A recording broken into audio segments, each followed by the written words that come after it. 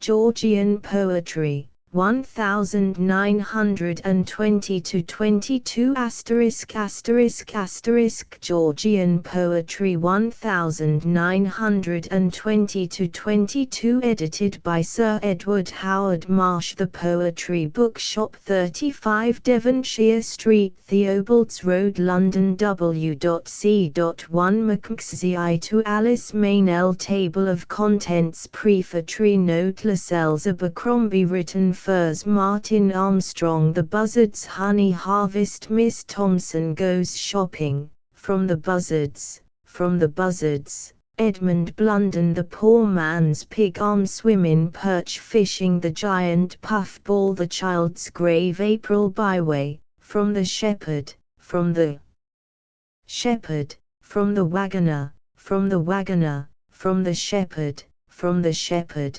William H. Davies. The Captive Lion. A Bird's Anger. The Villain Loves Caution. Wasted Hours. The Truth. From the Song of Life. From the Song of Life. From the Song of Life. From the Song of Life. From the Hour of Magic. From the Song of Life. Walter de la Mare. The Moth. Sotto Voce. Sephina Titmouse. Suppose. The Cornerstone. From the Veil. From the Veil. From Flora. From the Veil. From Flora. From the Veil.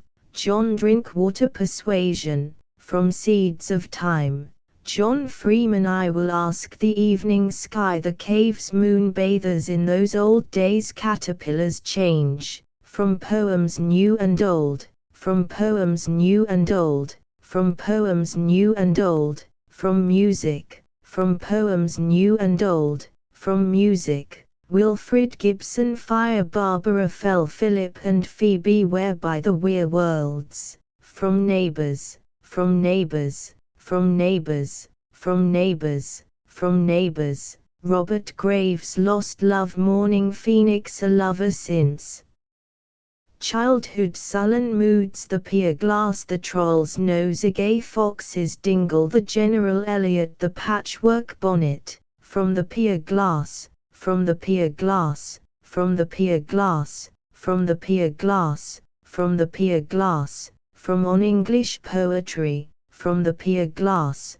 Richard Hughes. The Singing Furies. Moonstruck. Vagrancy. Poets. Painters. Puddings. From Gypsy Night. From Gypsy Night. From Gypsy Night. From Gypsy Night. William Kerr. In Memoriam. Dom. Past and Present. The Audit. The Apple Tree. Her New Year Posy. Counting Sheep. The Trees at Night. The Dead. D.H. Lawrence. Snake. Harold Monroe. Thistledown. Real Property. Unknown Country. From Real Property. From Real Property. From Real Property. Robert Nichols. Night Rhapsody. November. From Aurelia. From Aurelia. J.D.C. Fellow. After London. On a Friend Who Died Suddenly Upon the Seashore. Tenebrae. When All Is Said. Frank Pruitt. To My Mother in Canada. Voices of Women. The Somme Valley. Burial Stones. Snow Buntings. The Kelso Road. Baldon Lane. Come Girl, and Embrace. From Poems. From Poems. From Poems. From Poems. From Poems. From Poems. From Poems. Peter Quinnell. Prockner. Man to a Sunflower. Perception. Pursuit. V. Sackville. West. A Saxon Song. Mariana in the North. Full Moon. Sailing Ships. Trio. Bitterness. Evening. From Orchard and Vineyard. From Orchard and Vineyard. From Orchard and Vineyard. From Orchard and Vineyard. From Orchard and Vineyard. From Orchard and Vineyard. From Orchard and Vineyard. Edward Shanks. The Rock Pool. The Glade. Memory. Woman's Song. The Wind. A Lonely Place. From the Island of Youth. From the Island of Youth. From the Island of Youth.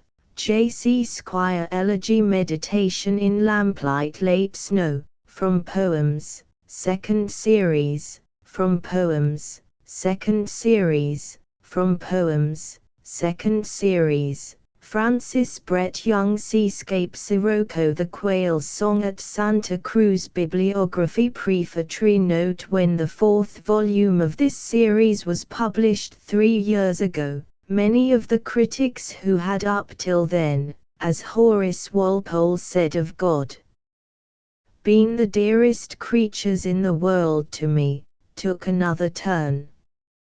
Not only did they very properly disapprove my choice of poems, they went on to write as if the editor of Georgian poetry were a kind of public functionary, like the president of the Royal Academy, and they asked, again, on this assumption, very properly, who was em that he should bestow and withhold crowns and scepters, and decide that this or that poet was or was not to count. This, in the words of Pirate Smee, was a kind of a compliment, but it was also, to quote the same hero, galling, and I have wished for an opportunity of disowning the pretension which I found attributed to me of setting up as a pundit, or a pontiff, or a Petronius arbiter, for I have neither the sure taste, nor the exhaustive reading, nor the ample leisure which would be necessary in any such role. The origin of these books, which is set forth in the memoir of Rupert Brooke, was simple and humble.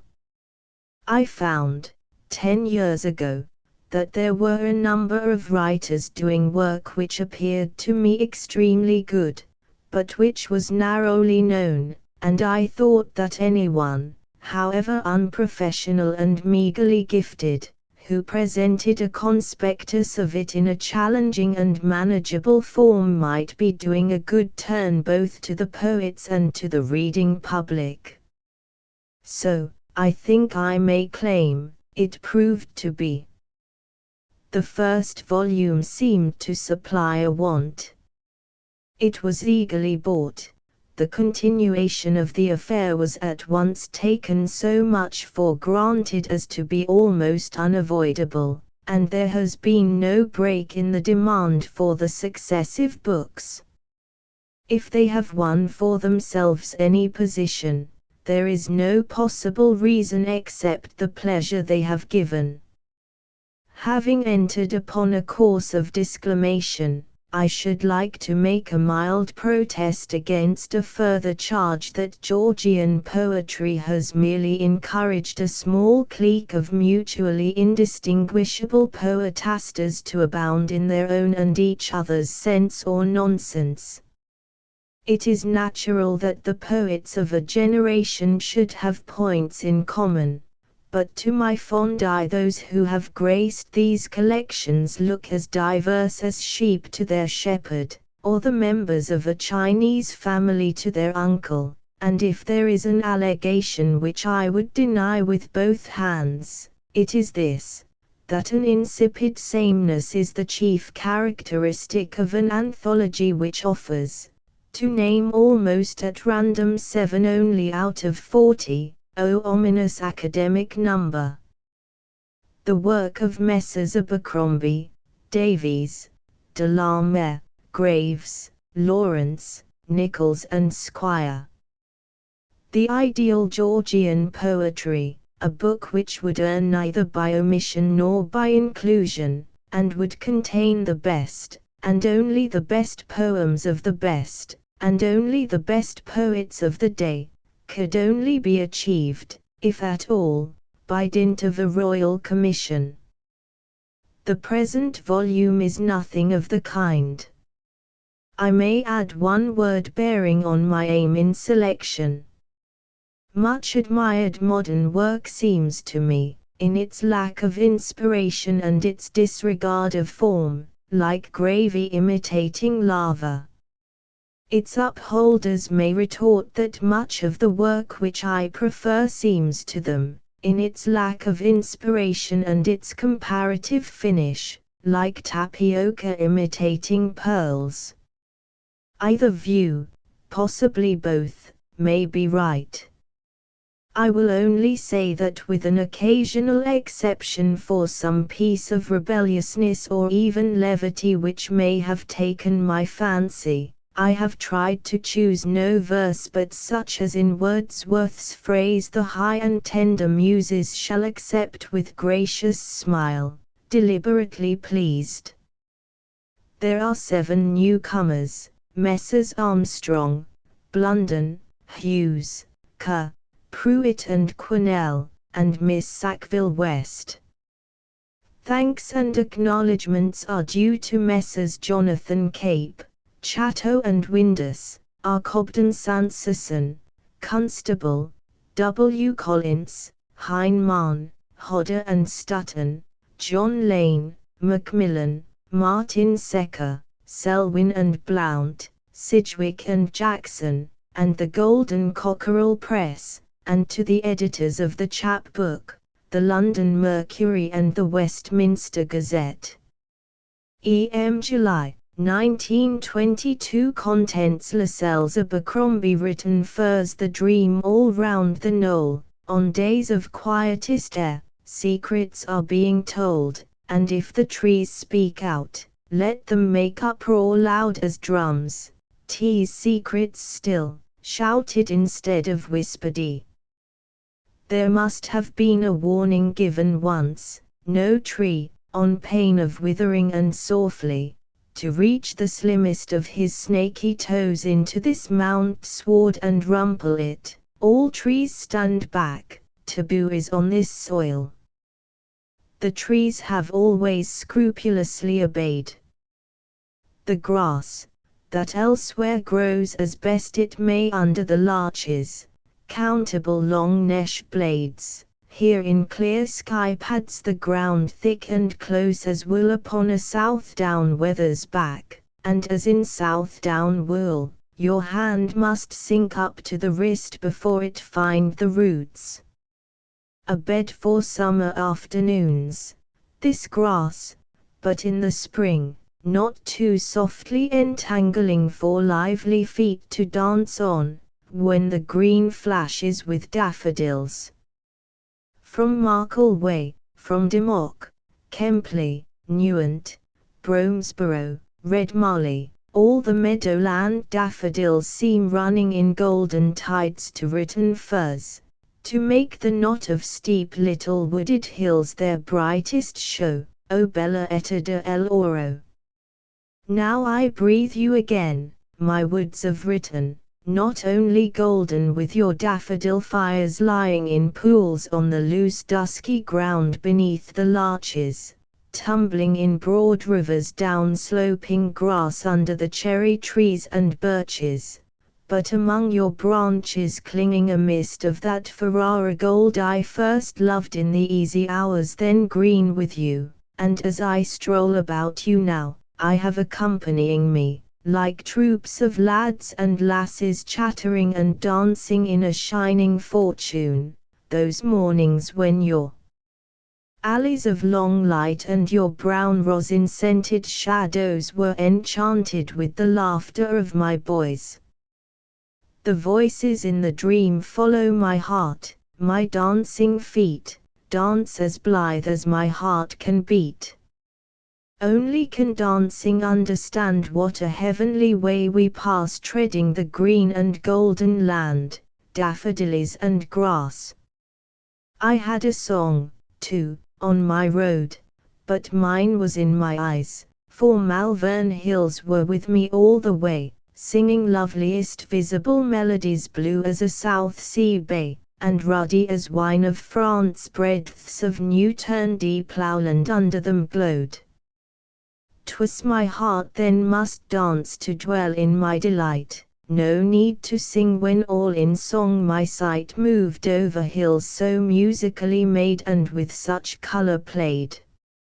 And only yesterday it was I saw veiled in streamers of grey wavering smoke my shapely Malvern Hills. That was the last hailstorm to trouble spring, he came in gloomy haste, pushed in front of the white clouds quietly basking, In such a hurry he tripped against the hills and stumbling forward spilt over his shoulders all his black baggage held, streaking downpour of hail. Then fled dismayed, and the sun in golden glee and the high white clouds laughed down his dusky ghost. For all that's left of winter is moisture in the ground.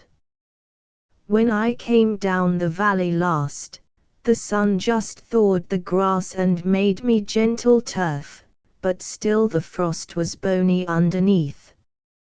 Now moles take burrowing jaunts abroad, and ply their shoveling hands in earth as nimbly as the strokes of a swimmer in a long dive under water. The meadows in the sun are twice as green for all the scatter of fresh red mound earth. The mischief of the moles, no dullish red, Gloucestershire earth new delved in April. And I think shows fairest where these rummaging small rogues have been at work.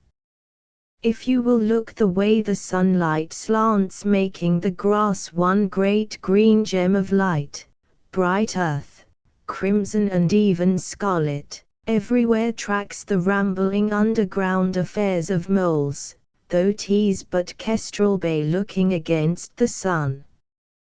But here's the happiest light can lie on ground, grass sloping under trees alive with yellow shine of daffodils. If quicksilver were gold, and troubled pools of it shaking in the sun, it were not such a fancy of bickering gleam as written daffodils when the air but stirs. And all the miles and miles of meadowland the spring makes golden ways, lead here, for here the gold grows brightest for our eyes, and for our hearts lovelier even than love. So here, each spring, our daffodil festival. How smooth and quick the year spins me the seasons round. How many days have slid across my mind since we had snow pitying the frozen ground. Then winter sunshine cheered the bitter skies, the snow, reluctantly obeying lofty winds, drew off in shining clouds, wishing it still might love with its white mercy the cold earth beneath. But when the beautiful ground lights upward all the air, noon thaws the frozen eaves, and makes the rime on post and paling steam silvery blue smoke in the golden day.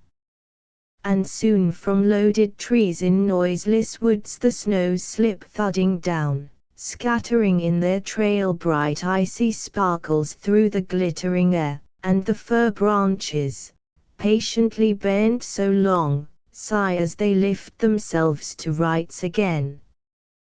Then warm moist hours steal in, such as can draw the year's first fragrance from the sap of cherry wood or from the leaves of budless violets, and travellers in lanes catch the hot tawny smell Raynor's damp fur left as he sneaked marauding across from gap to gap, and in the larch woods on the highest boughs the long-eared owls like grey cats sitting still peer down to quiz the passengers below. Light has killed the winter and all dark dreams. Now winds live all in light. Light has come down to earth and blossoms here, and we have golden minds.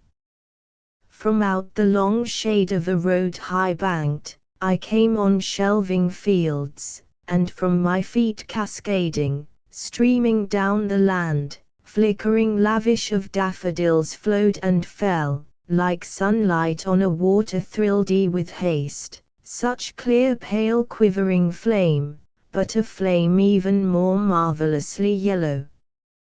And all the way to Written here I walked ankle deep in light.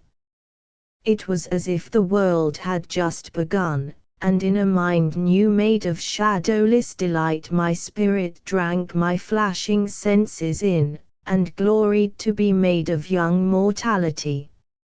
No darker joy than this golden amazement now shall dare intrude into our dazzling lives, stain were it now to know mists of sweet warmth and deep delicious color, those lovable accomplices that come befriending languid hours. Contents Martin Armstrong the buzzards when evening came and the warm glow grew deeper, and every tree that bordered the green meadows and in the yellow cornfields, every reaper and every corn shock stood above their shadows flung eastward from their feet in longer measure. Serenely far there swam in the sunny height a buzzard and his mate, who took their pleasure swirling and poising idly in golden light.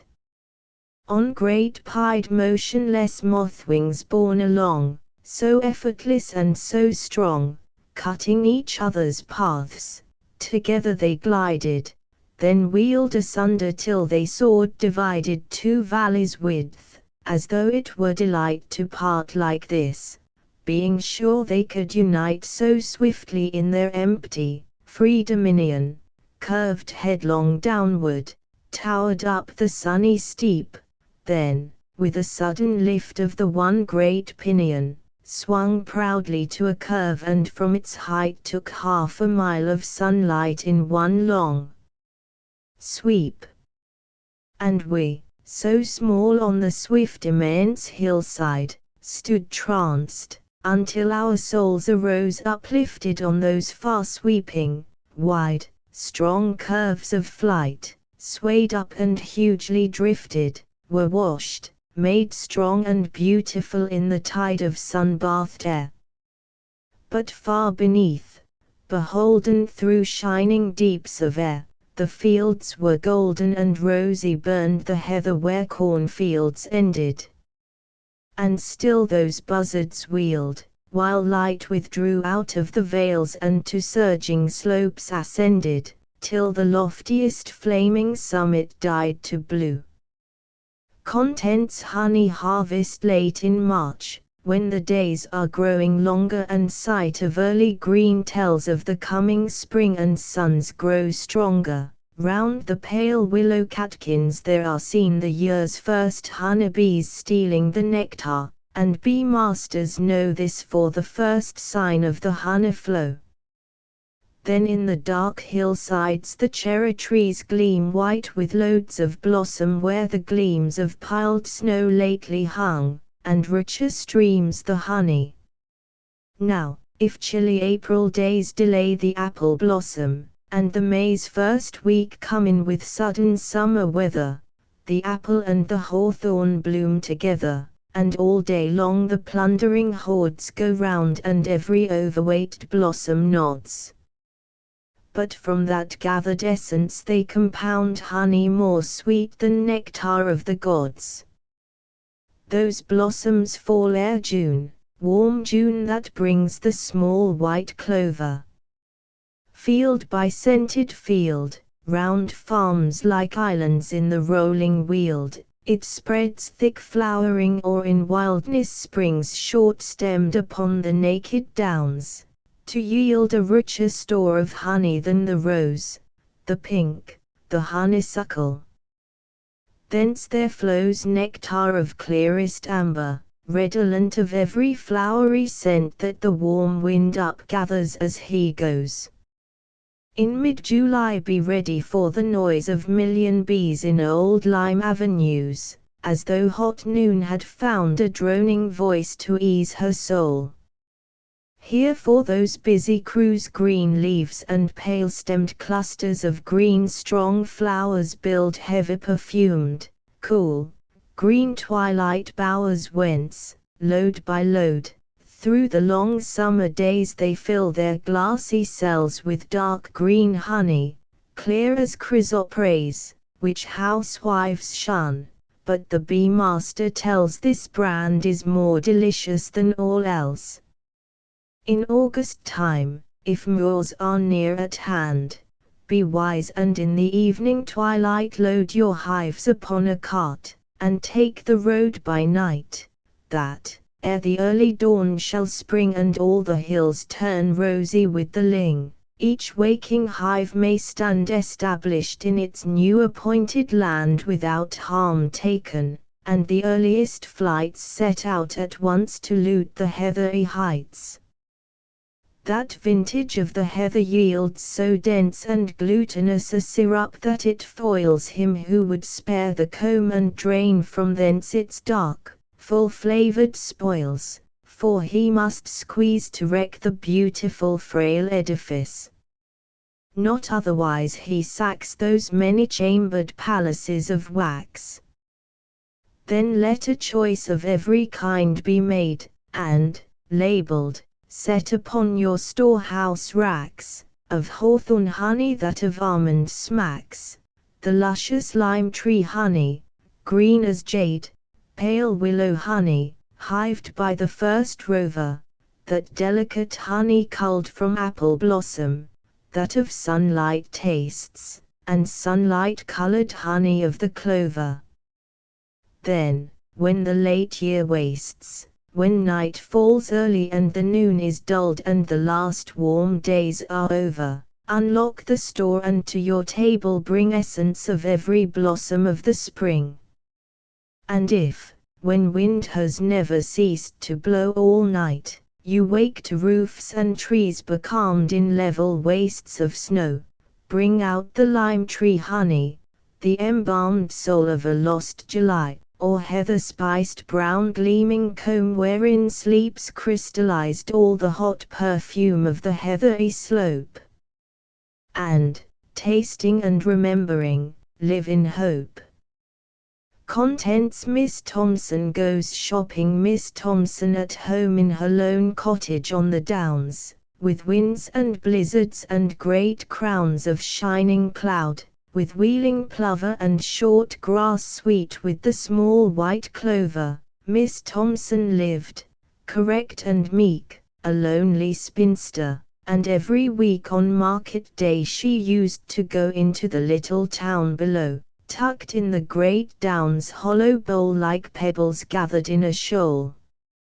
She goes a-marketing so, having washed her plates and cup and banked the kitchen fire up, Miss Thompson slipped upstairs and dressed, put on her black, her second best, the bonnet trimmed with rusty plush, peeped in the glass with simpering blush, from camphor-smelling cupboard took her thicker jacket off the hook because the day might turn to cold.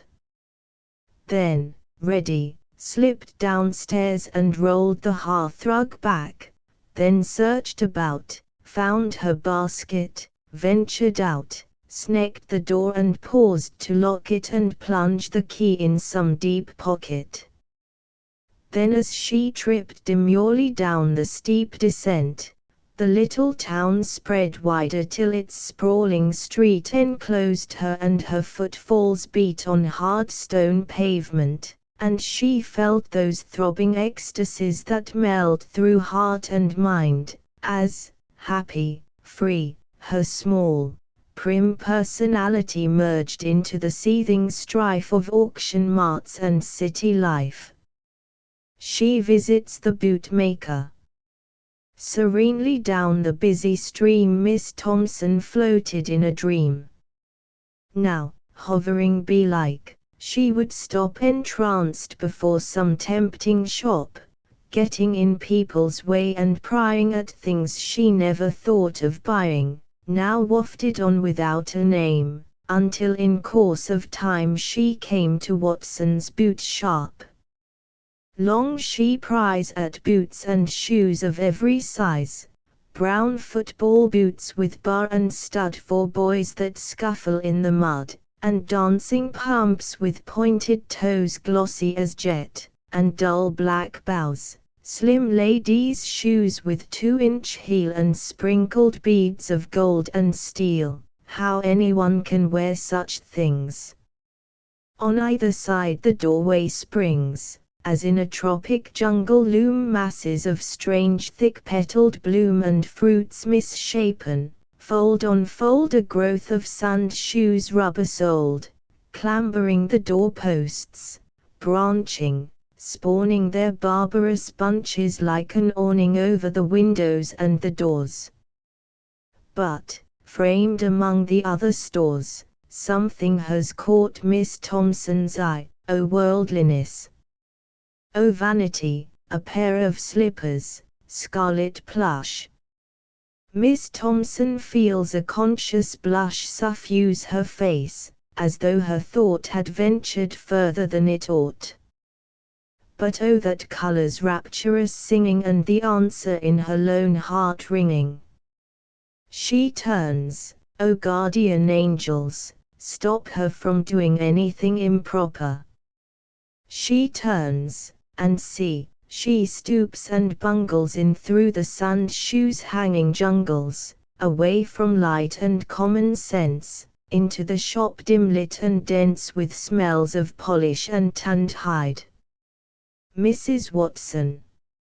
Soon from a dark recess inside fat Mrs. Watson comes slip-slop to mind the business of the shop.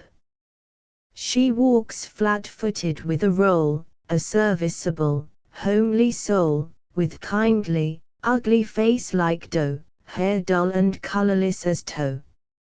A huge Scotch pebble fills the space between her bosom and her face. One sees her making beds all day. Miss Thompson lets her say, so chilly for the time of year. It's ages since we saw you here. Then, heart a flutter, speech precise, describes the shoes and asks the price. Them, miss. Ah, them is 6 and 9. Miss Thompson shudders down the spine, dream of impossible romance. She eyes them with a wistful glance, torn between good and evil. Yes, wrestles with a temptation, for half a minute and no less Miss Thompson strives with 7 devils, then, soaring over earthly levels and is saved. Turns from the shoes with lingering touch, 6 and 9 is far too much. Sorry to trouble you. Good day. She visits the fishmonger. A little further down the way stands Miles's fish shop, whence is shed so strong a smell of fishes dead that people of a subtler sense hold their breath and hurry thence. Miss Thompson hovers there and gazes, her housewife's knowing eye appraises salt and fresh, severely cons kippers bright as tarnished bronze, great cods disposed upon the sill, chilly and wet, with gaping gill, flat head, glazed eye, and mute, uncouth, shapeless, wan, old woman's mouth. Next a row of souls and place with querulous and twisted face, and red-eyed bloaters, golden grey, smoked haddocks ranked in neat array, a group of smelts that take the light like slips of rainbow, pearly bright, silver trout with rosy spots, and coral shrimps with keen black dots for eyes, and hard and jointed sheath and crisp tails curving underneath. But there upon the sanded floor, more wonderful in all that store than anything on slab or shelf, stood Miles, the fishmonger, himself. Mr. Miles. Foursquare he stood and filled the place. His huge hands and his jolly face were red. He had a mouth to quaff pint after pint, a sounding laugh, but wheezy at the end, and oft his eyes bulged outwards and he coughed. Aproned he stood from chin to toe. The apron's vertical long flow warped grandly outwards to display his hale, round belly hung midway, whose apex was securely bound with apron strings wrapped round and round. Outside, Miss Thompson, small and staid, felt, as she always felt, afraid of this huge man who laughed so loud and drew the notice of the crowd. Awhile she paused in timid thought, then promptly hurried in and bought 2 kippers, please. Yes, lovely weather. 2 kippers. 6pence altogether, and in her basket laid the pair wrapped face to face in newspaper. Relapses into temptation, then on she went, as one half blind, for things were stirring in her mind, then turned about with fixed intent and, heading for the boot shop, went and falls straight in and bought the scarlet slippers and popped them in beside the kippers. She visits the chemist, so much for that. From there she tacked, still flushed by this decisive act, westward, and came without a stop to Mr. Wren the chemist's shop, and stood a while outside to see the tall, big-bellied bottles 3, red, blue, and emerald, richly bright each with its burning core of light. The bell chimed as she pushed the door. Spotless the oilcloth on the floor, limpid as water each glass case, each thing precisely in its place. Rows of small drawers, black-lettered each with curious words of foreign speech, ranked high above the other where the old strange fragrance filled the air, a fragrance like the garden pink, but tinged with vague medicinal stink of camphor, soap, new sponges, blent with chloroform and violet scent.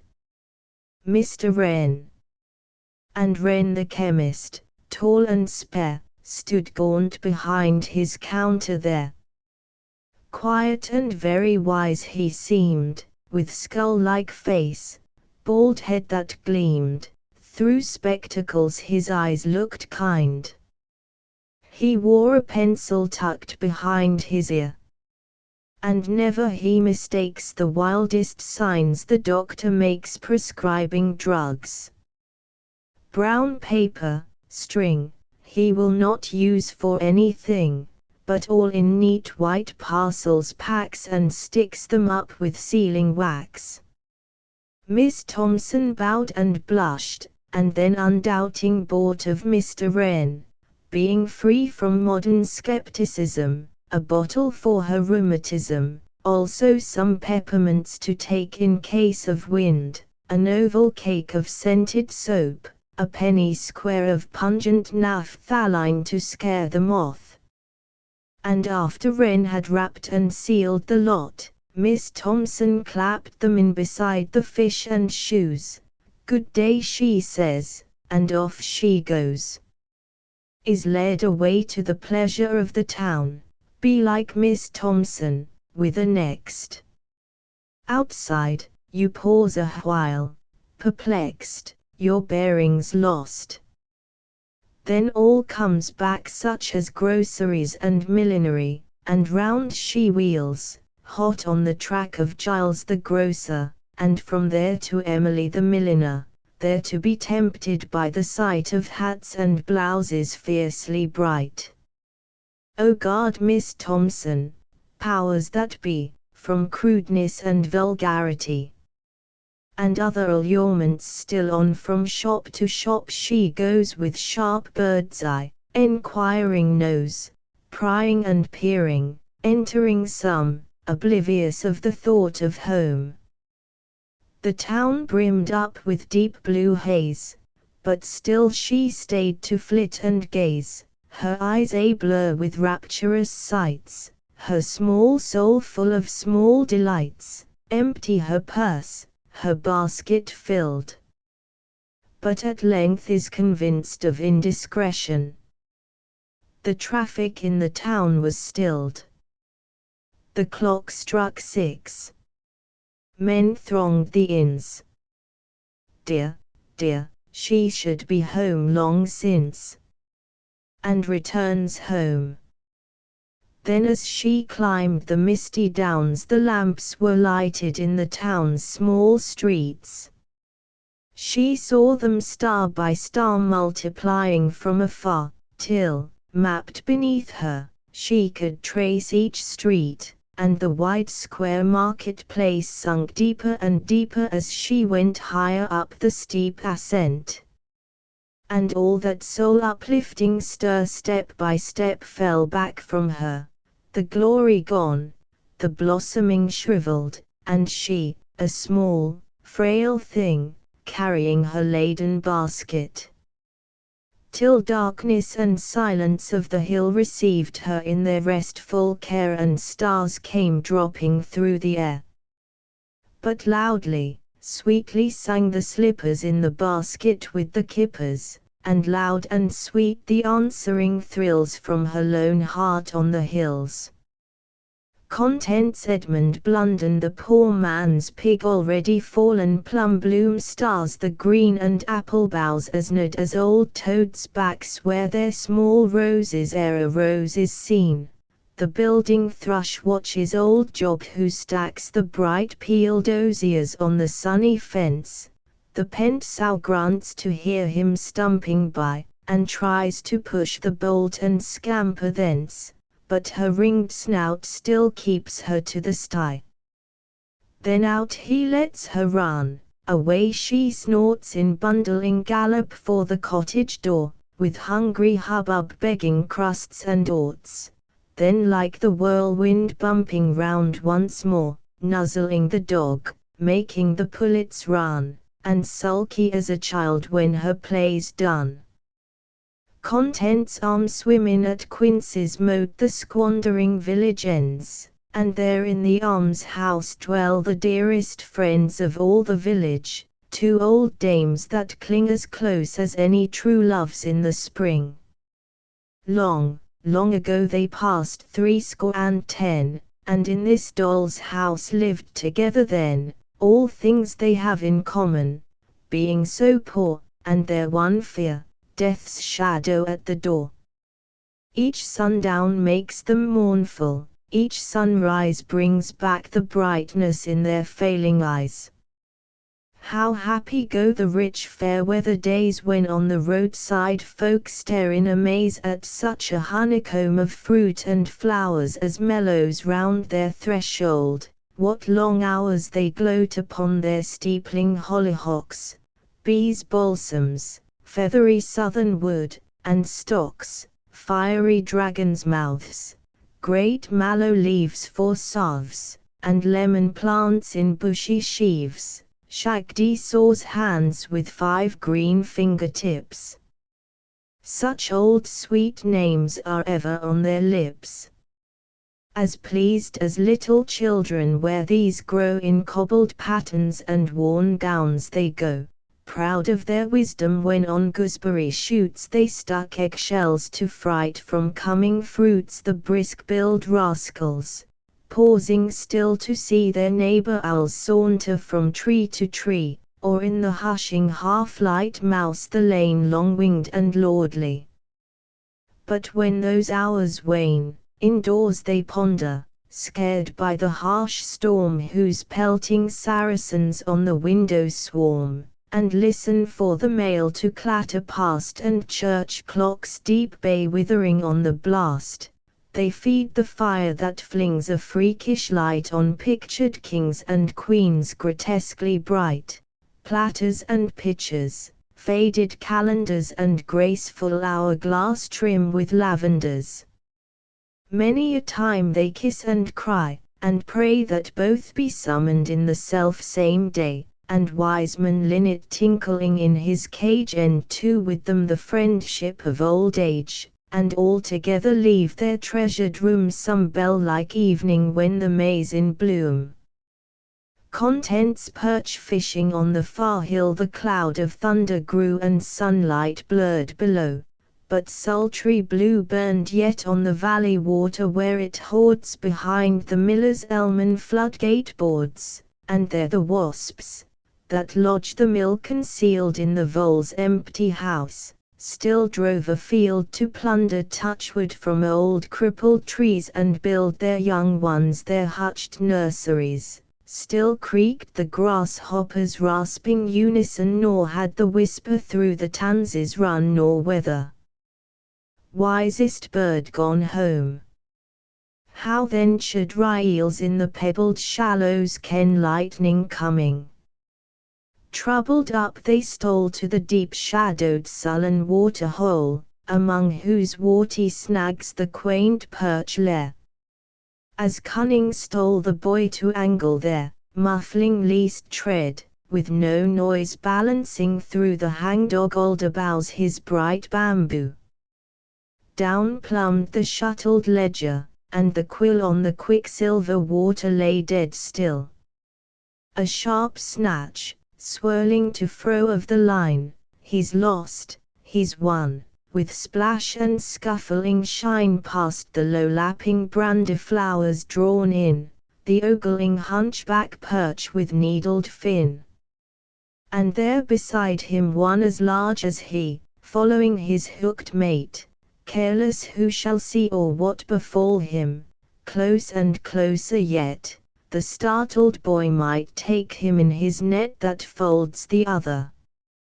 Slow, while on the clay, the other flounces, slow he sinks away.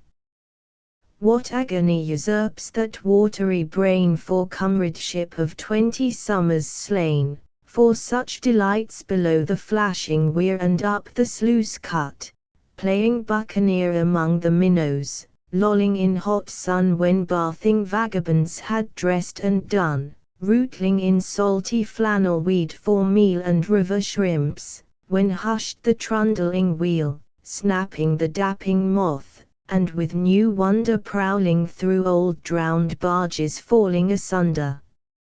And oh, 1,000 things the whole year through they did together, never more to do. Contents the giant puffball from what sad star I know not, but I found myself newborn below the coppice rail, no bigger than the dewdrops and as round, in a soft sward, no cattle might assail.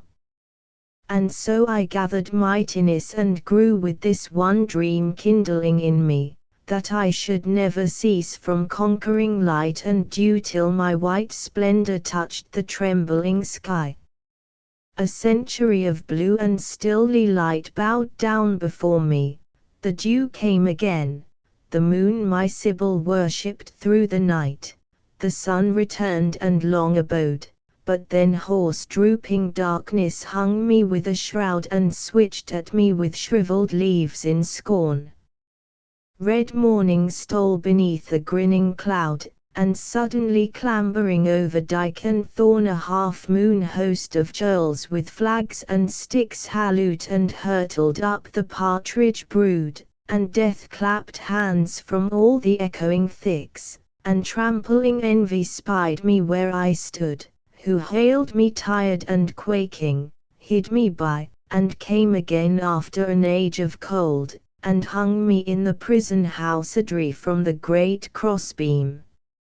Here defiled and old I perish through unnumbered hours, I swoon, hacked with harsh knives to stanch a child's torn hand, and all my hopes must with my body soon be but as crouching dust and wind-blown sand. Contents the child's grave I came to the churchyard where pretty Joy lies on a morning in April, a rare sunny day, such bloom rose around, and so many birds' cries that I sang for delight as I followed the way.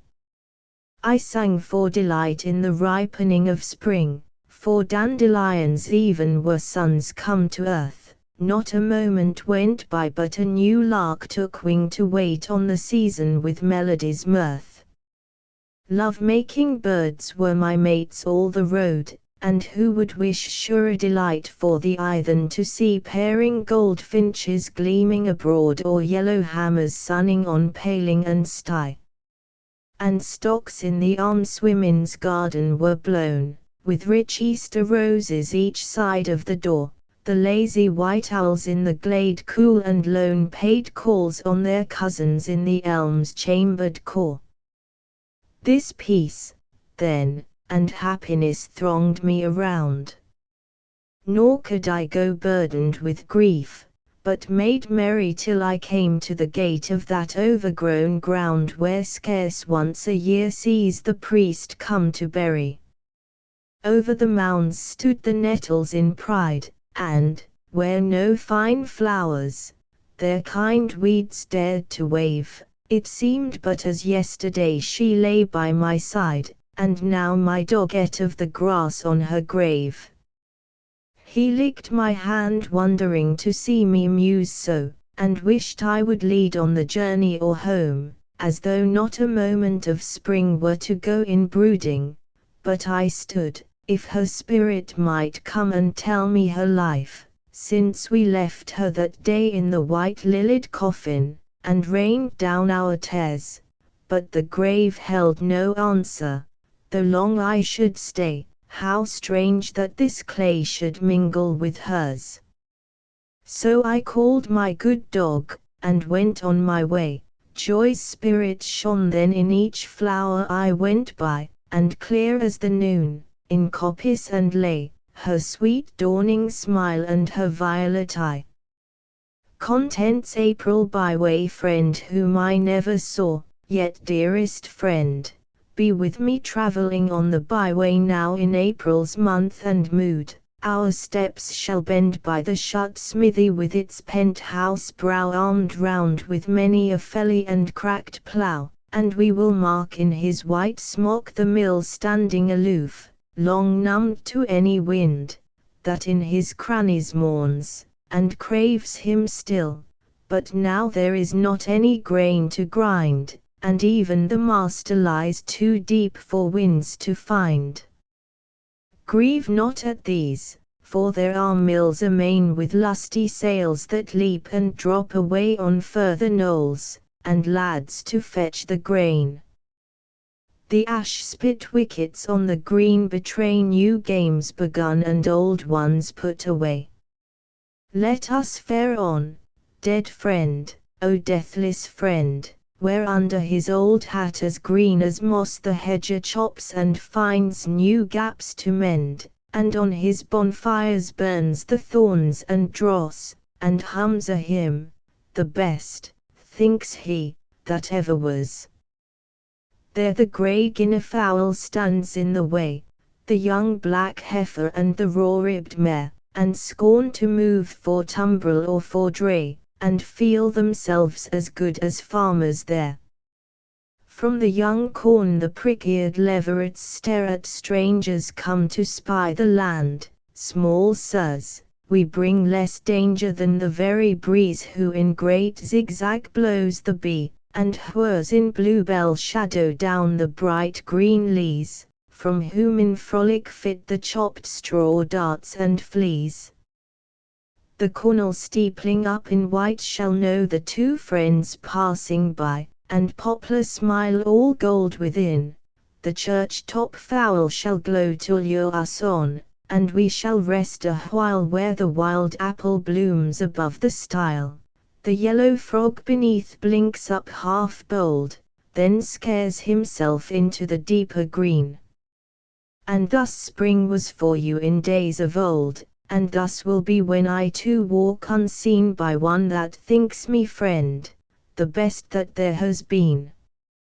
All our lone journey laughs for joy, the hours like honeybees go home in new-found light past the cow pond amazed with twinkling flowers and antique chalk pit newly delved to white, or idle snow plough nearly hid from sight. The blackbird sings us home, on a sudden peers the round tower hung with ivy's blackened chains, then past the little green the byway veers, the mill sweeps torn, the forge with cobwebbed panes that have so many years looked out across the plains. But the old forge and mill are shut and done, the tower is crumbling down, stone by stone falls, an doubt comes creeping in the sun himself shudders, the day appalls, the concourse of 1,000 tempests sprawls over the blue-lipped lakes and maddening groves, like agonies of gods the clouds are whirled, The storm wind like the demon huntsman roves. Still stands my friend, though all's to chaos hurled. The unseen friend, the one last friend in all the world.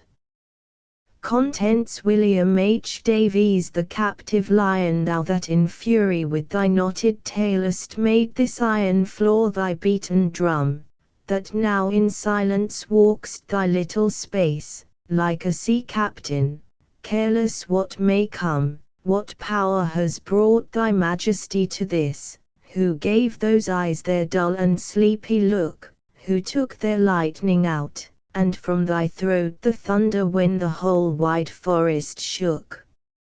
It was that man who went again, alone, into thy forest dark, Lord, he was brave. That man a fly has killed, whose bones are left unburied till an earthquake digs his grave.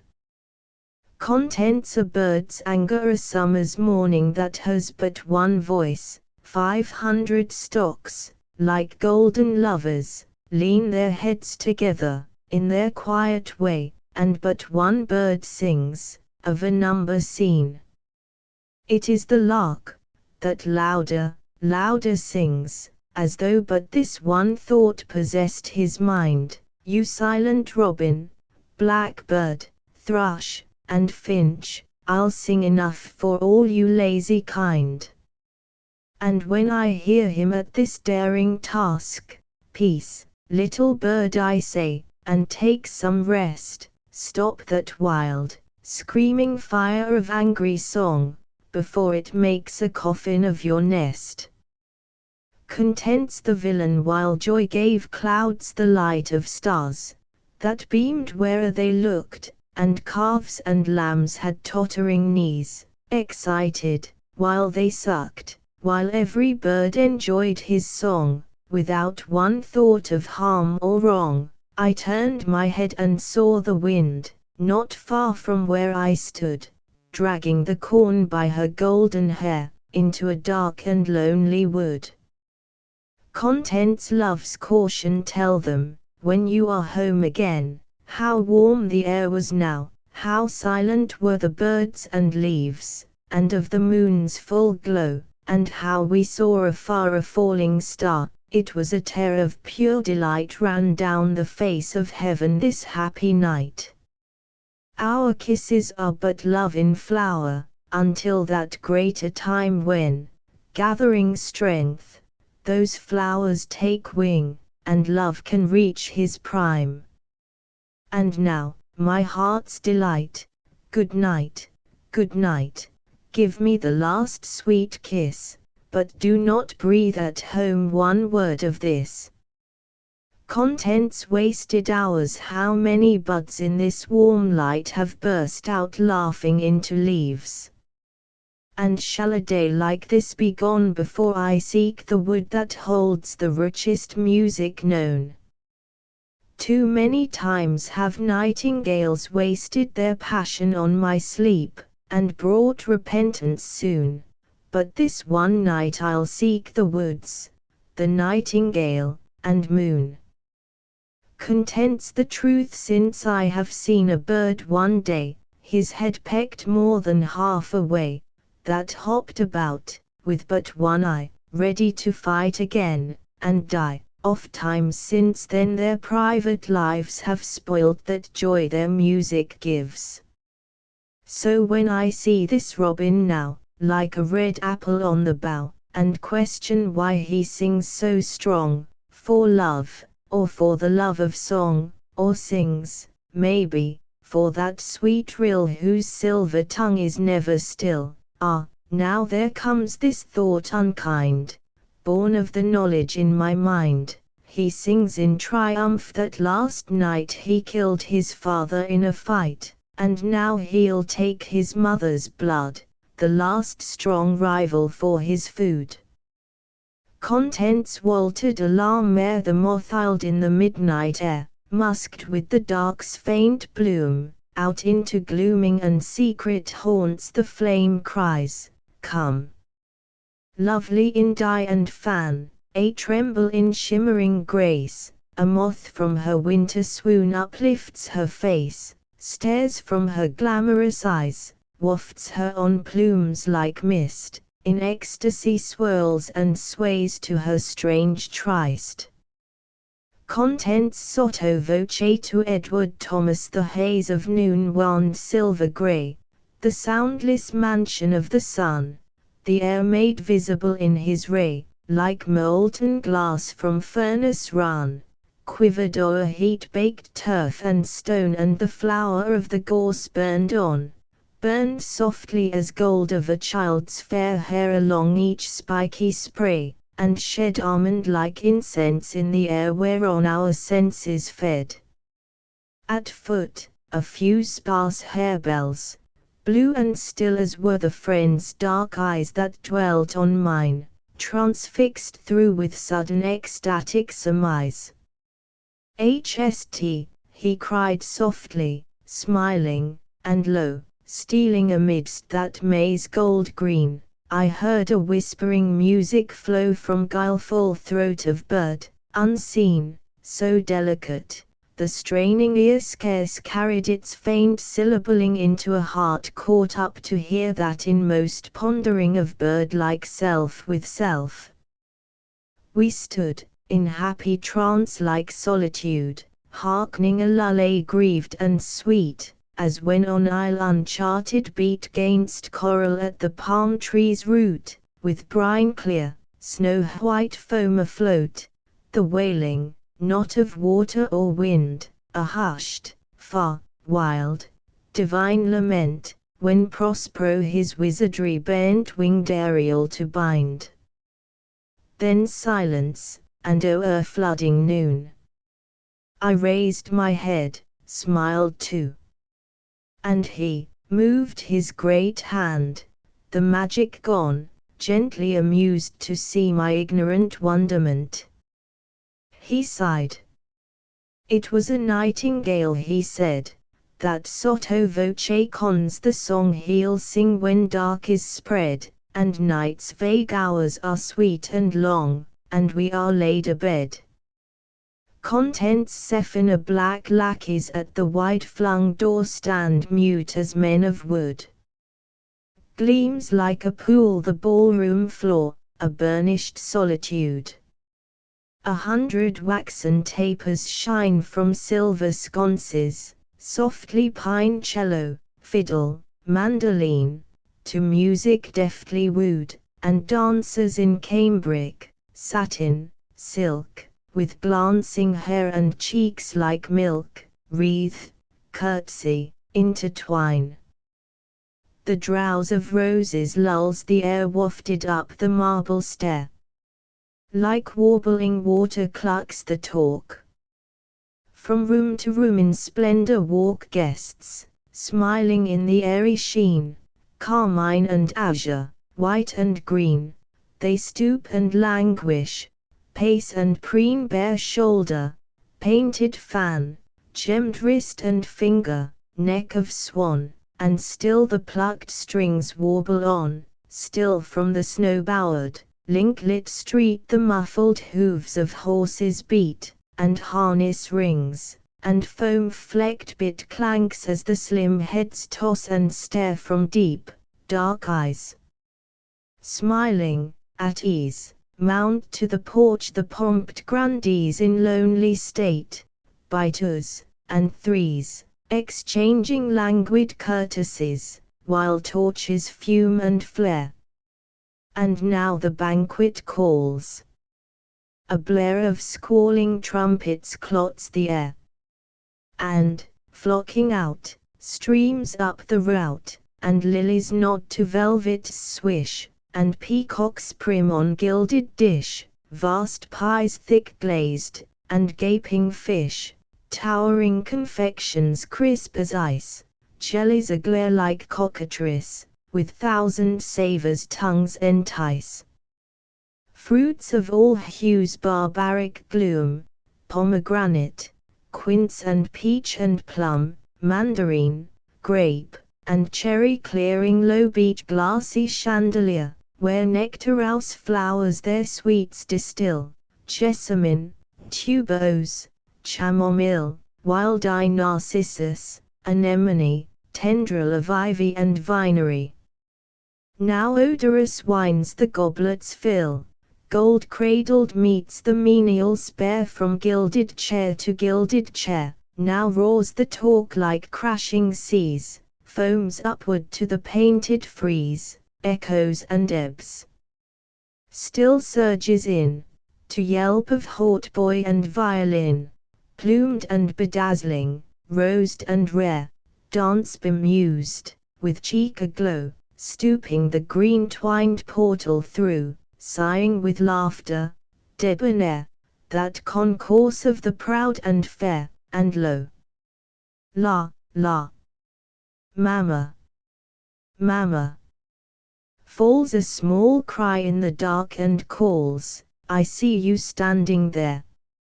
Fie, fie, Sephina! Not in bed.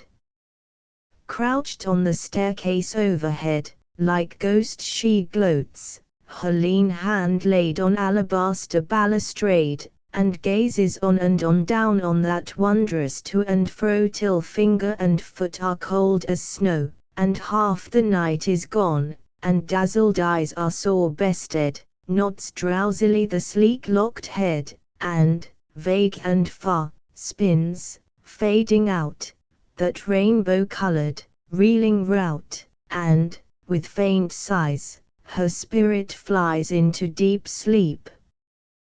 Come, stranger, peep. Was ever cheek so wan? Contents the titmouse if you would happy company win, dangle a palm nut from a tree, idly in green to sway and spin, its snow-pulped kernel for bait, and see, a nimble titmouse enter in. Out of earth's vast unknown of air, out of all summer, from wave to wave, he'll perch, and prank his feathers fair, jangle a glass-clear wildering stave, and take his commons there. This tiny son of life, this sprite, by momentary human sort, plume will his wing in the dappling light, clash timbrel shrill and gay, and into time's enormous nought, sweet-fed, will flit away. Contents suppose, and suppose that a wild little horse of magic came cantering out of the sky, with bridle of silver, and into the saddle I mounted, to fly, and we stretched up into the air, fleeting on in the sunshine, a speck in the gleam, on galloping hoofs, his mane in the wind outflowing, in a shadowy stream, and oh, when, all lone, the gentle star of evening came crinkling into the blue, a magical castle we saw in the air, like a cloud of moonlight, as onward we flew, and across the green moat on the drawbridge we foamed and we snorted, and there was a beautiful queen who smiled at me strangely, and spoke to my wild little horse, too, a lovely and beautiful queen, and she cried with delight, to her delicate maidens, "Behold my daughter, my dear."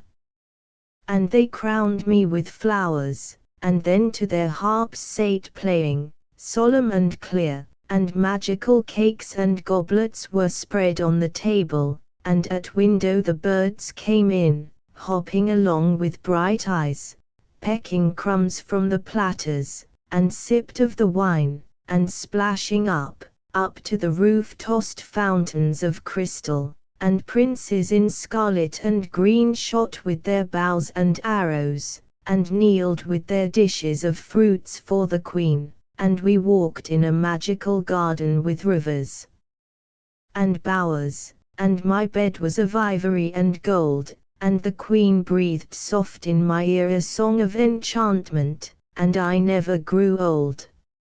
And I never came back to the earth, oh, never and never, how mother would cry and cry. There'd be snow on the fields then, and all these sweet flowers in the winter would wither, and die. Suppose, and suppose. Contents the cornerstone sterile, these stones by time in ruin laid. Yet many a creeping thing its haven has made in these least crannies, where falls dark stew, and noonday shade. The claw of the tender bird finds lodgment here, dye-winged butterflies poise, emmet and beetle steer their busy course, the bee drones, laden, near. Their myriad eyes great day reflect.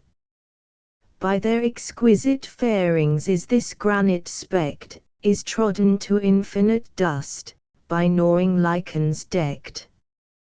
Toward what eventual dream sleeps its cold on, when into ultimate dark these lives shall be gone, and even of man not a shadow remain of all he has done.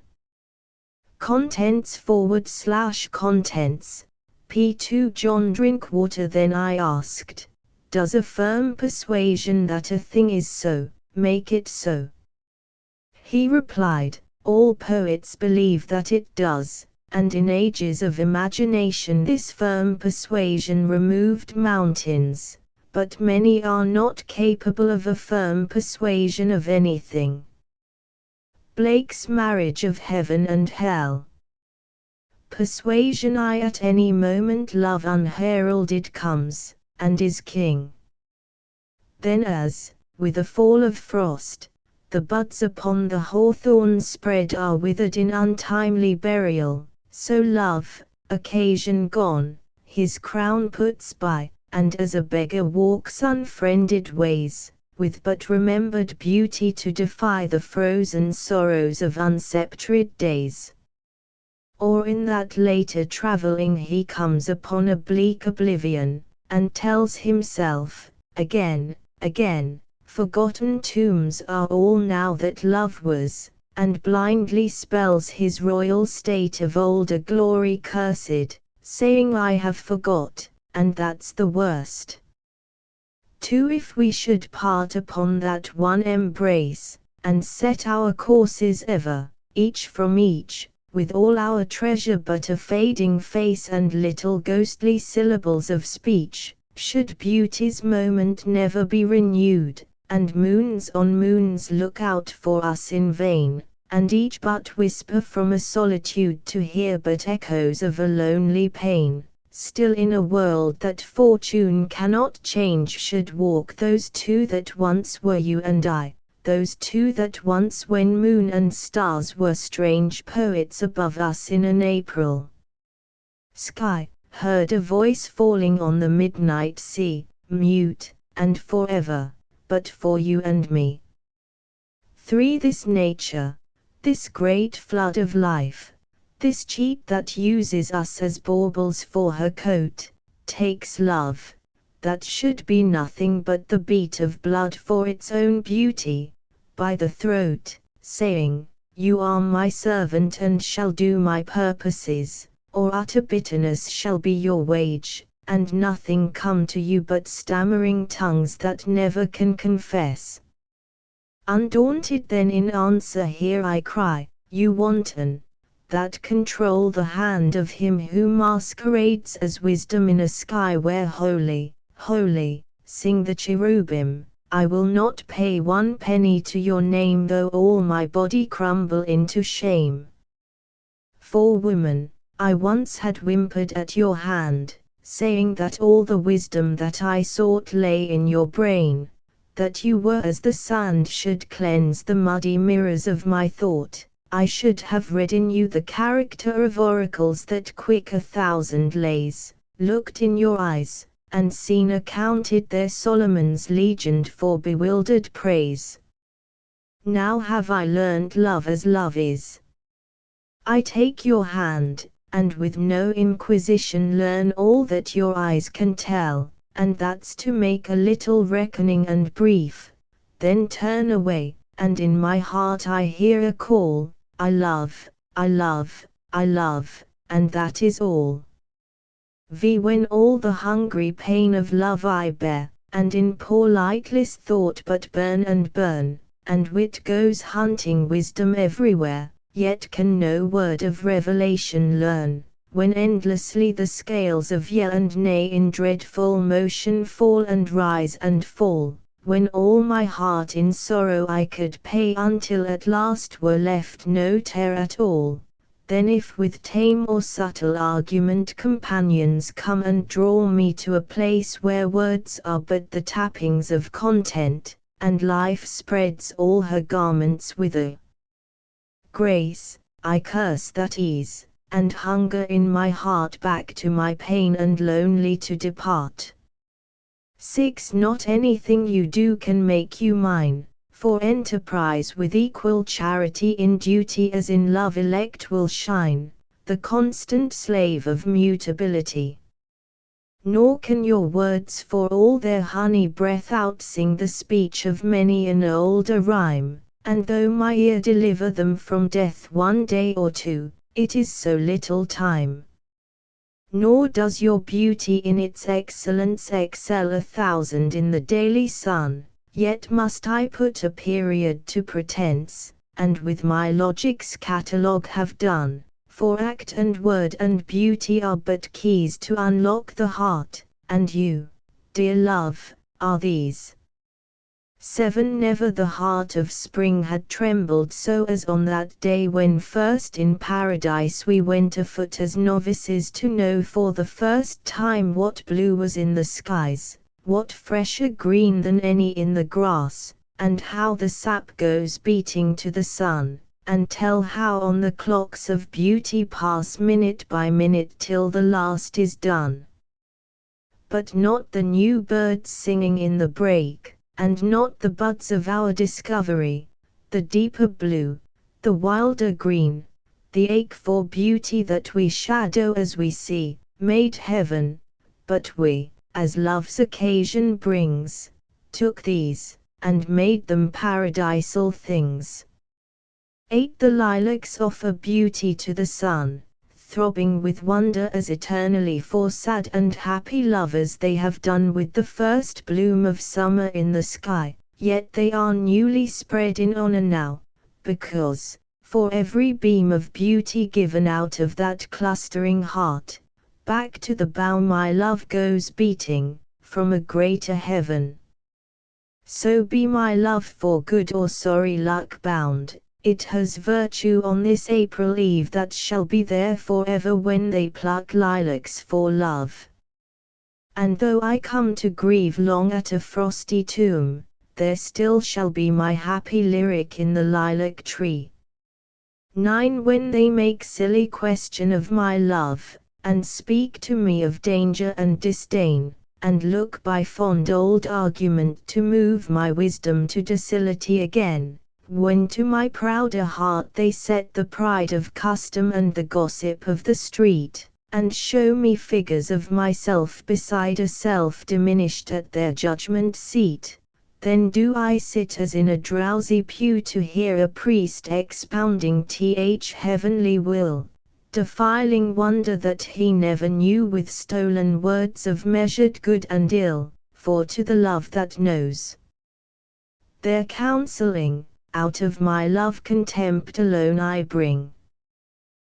Not love of you is most that I can bring, since what I am to love you is the test, and should I love you more than anything you would but be of idle love possessed, a mere love wandering in appetite, counting your glories and yet bringing none, finding in you occasions of delight, a thief of payment for no service done. But when of laboring life I make a song and bring it you, as that were my reward, to let what most is me to you belong, then do I come of high possessions lord, and loving life more than my love of you I give you love more excellently true. 11. What better tale could any lover tell when age or death his reckoning shall write than thus? Love taught me only to rebel against these things, the thieving of delight without return, the gospelers of fear who, loving, yet deny the truth they bear, sad-suited lusts with lecherous hands to smear the cloth of gold they would but dare not wear. And love gave me great knowledge of the trees, and singing birds, and earth with all her flowers. Wisdom I knew and righteousness in these, I lived in their atonement all my hours. Love taught me how to beauty's eye alone the secret of the lying heart is known. 12 This then at last, we may be wiser far than love, and put his folly to our measure, yet shall we learn, poor wizards that we are, that love chimes not nor motions at our pleasure. We bid him come, and light an eager fire, and he goes down the road without debating. We cast him from the house of our desire, and when at last we leave he will be waiting. And in the end there is no folly but this, to counsel love out of our little learning. For still he knows where rotten timber is, and where the boughs for the long winter burning. And when life needs no more of us at all, love's word will be the last that we recall. Contents/Contents P2 John Freeman I will ask primrose and violet to spend for you their smell and hue, and the bold, trembling anemone a while to spare her flowers starry fair, or the flushed wild apple and yet sweeter thorn their sweetness to keep longer than any fire-bosomed flower born between midnight and midnight deep. And I will take celandine, nettle and parsley, white in its own green light, or milkwort and sorrel, thyme, harebell and meadowsweet lifting at your feet, and ivy blossom beloved of soft bees. I will take the loveliest, the seeding grasses that bend with the winds, and shake though the winds are at rest. For me, you will ask. Yes. Surely they wave for you their smell and hue, and you away all that is rare were so much less by your missed happiness. Yet I know grass and weed, ivy and apple and thorn their whole sweet would keep, though in Eden no human spirit on a shining morn had awaked from sleep. Contents/Contents P2 The evening sky rose-bosomed and rose-limbed with eyes of dazzling bright shakes Venus mid the twined boughs of the night, rose-limbed, soft-stepping from low bough to bough, shaking the wide-hung starry fruitage, dimmed its bloom of snow by that sole planetary glow. Venus, avers the astronomer, not thus idly dancing goes flushing the eternal orchard with wild rose. She through ether burns out pacing planetary earth, and ere 2 years triumphantly returns, and again wave-like swelling flows, and again her flashing apparition comes and goes. This we have not seen, no heavenly courses set, no flight unpausing through a void serene, but when eve clears, arises Venus as she first uprose stepping the shaken boughs among, and in her bosom glows the warm light hidden in sunny snows. She shakes the clustered stars lightly, as she goes amid the unseen branches of the night, rose-limbed, rose-bosomed bright. She leaps, they shake and pale, she glows, and who but knows how the rejoiced heart aches when Venus all his starry vision shakes, when through his mind tossing with random airs of an unearthly wind, rose-bosomed, rose-limbed, the mistress of his starry vision arises, and the boughs glittering sway and the stars pale away, and the enlarging heaven glows as Venus lightfoot mid the twined branches goes. Contents/Contents P2 The caves like the tide, knocking at the hollowed cliff and running into each green cave as if in the cave's night to keep eternal motion grave and deep, that, even while each broken wave repeats its answered knocking and with bruised hand beats again, again, again, tossed between ecstasy and pain, still in the folded hollow darkness swells, sinks, swells, and every green hung hollow fills, till there's no room for sound save that old anger rolled around, so into every hollow cliff of life, into this heart's deep cave so loud with strife, in tunnels I knew not, in lightless labyrinths of thought, the unresting tide has run and the dark filled, even the vibration of old strife is stilled, the wave returning bears muted those time-breathing airs. How shall the million-footed tide still tread these hollows and in each cold void cave spread? How shall love here keep eternal motion grave and deep? Contents/contents P2 Moon bathers falls from her heaven the moon, and stars sink burning into the sea where blackness rims the sea, silently quenched. Faint light that the waves hold is only light remaining, yet still gleam the sands where those now sleeping young moon bathers came dripping out of the sea and from their arms shook flakes of light, dancing on the foamy edge of quiet waves. They were all things of light tossed from the sea to dance under the moon, her nuns, dancing within her dying round, clear limbs and breasts silvered with moon and waves and quick with wind-like mood and bodies joy, withdrawn from alien vows, by wave and wind lightly absolved and lightly all forgetting. An hour ago they left. Remains the gleam of their late motion on the salt sea meadow, as loveliest hues linger when the sun's gone and float in the heavens and die in reedy pools, so slowly, who shall say when light is gone? Contents/contents P2 In those old days you were called beautiful, but I have worn the beauty from your face. The flower-like bloom has withered on your cheek with the harsh years, and the fire in your eyes burns darker now and deeper, feeding on beauty and the remembrance of things gone.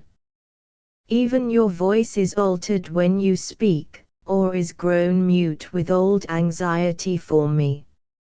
Even as a fire leaps into flame and burns leaping and laughing in its lovely flight, and then under the flame a glowing dome deepens slowly into blood-like light, so did you flame and in flame take delight, so are you hollowed now with aching fire. But I still warm me and make there my home, still beauty and youth burn there invisibly for me. Now my lips falling on your silvery skull, my fingers in the valleys of your cheeks, or my hands in your thin strong hands fast caught, your body clutched to mine, mine bent to yours, now love undying feeds on love beautiful, now I am but thought kissing your thought, and can it be in your heart's music speaks a deeper rhythm hearing mine, can it be indeed for me? Contents/contents P2 Caterpillars of caterpillars Fabra tells how day after day around the rim of a vast earth pot they crawled, tricked thither as they filed shuffling out one morn head to tail when the common hunger called. Head to tail in a heaving ring day after day, night after slow night, the starving momets crept, each following each, head to tail, day after day, an unbroken ring of hunger, then it was snapped. I thought of you, long heaving, horned green caterpillars, as I lay awake. My thoughts crawled each after each, crawling at night each after each on the same nerve, an unbroken ring of thoughts too sore for speech. Over and over and over and over again the same hungry thoughts and the hopeless same regrets, over and over the same truths, again and again in a heaving ring returning the same regrets. Contents P2 Change I am that creature and creator who loosens and rains the waters of the sea, forming the rocky margin on anew. I stir the cold breasts of antiquity, and in the soft stone of the pyramid move worm-like, and I flutter all those sands where yonder lost and soundless time is hid. I shape the hills and valleys with these hands, and darken forests on their naked sides, and call the rivers from the vexing springs, and lead the blind winds into deserts strange. And in firm human bones the ill that hides is mine, the fear that cries, the hope that sings. I am that creature and creator, change. Contents P2 Wilfred Gibson Fire in each black tile mimic fires aglow, and in the hearth light old mahogany, ripe with stored sunshine that in Mexico poured like gold wine into the living tree summer on summer through a century, burns like a crater in the heart of night, and all familiar things in the ingle light glow with a secret strange intensity. And I remember hidden fires that burst suddenly from the midnight while men slept, long smouldering rages in the darkness nursed that to an instant ravening fury leapt, and the old terror menacing evermore a crumbling world with fiery molten core. Contents P2 Barbara fell Stephen, wake up. There's someone at the gate. Quick, to the window. Oh, you'll be too late. I hear the front door opening quietly. Did you forget, last night, to turn the key? A foot is on the stairs, nay, just outside the very room, the door is opening wide. Stephen, wake up, wake up. Who's there? Who's there? I only feel a cold wind in my hair. Have I been dreaming, Stephen? Husband, wake and comfort me, I think my heart will break. I never knew you sleep so sound and still. Oh my heart's love, why is your hand so chill? Contents P2 Philip and Phoebe where who is that woman, Philip, standing there before the mirror doing up her hair? You're dreaming, Phoebe, or the morning light mixing and mingling with the dying night makes shapes out of the darkness, and you see some dream-remembered fantasy maybe. Yet it grows clearer with the growing day, and in the cold dawn light her hair is grey, her lifted arms are naught but bone, her hands white withered claws that fumble as she stands trying to pin that wisp into its place. Oh Philip, I must look upon her face there in the mirror. Nay, but I will rise and peep over her shoulder. Oh, the eyes that burn out from that face of skin and bone, searching my very marrow, are my own. Contents P2 By the weary scent of esparto grass, and again I recall that hour we spent by the weir of the paper mill watching together the curving thunderous fall of frothing amber, bemused by the roar until my mind was as blank as the speckless sheets that wound on the hot steel ironing rollers perpetually turning in the humming dark rooms of the mill, all sense and discerning by the stunning and dazzling oblivion of hill waters drowned. And my heart was empty of memory and hope and desire till, rousing, I looked afresh on your face as you gazed.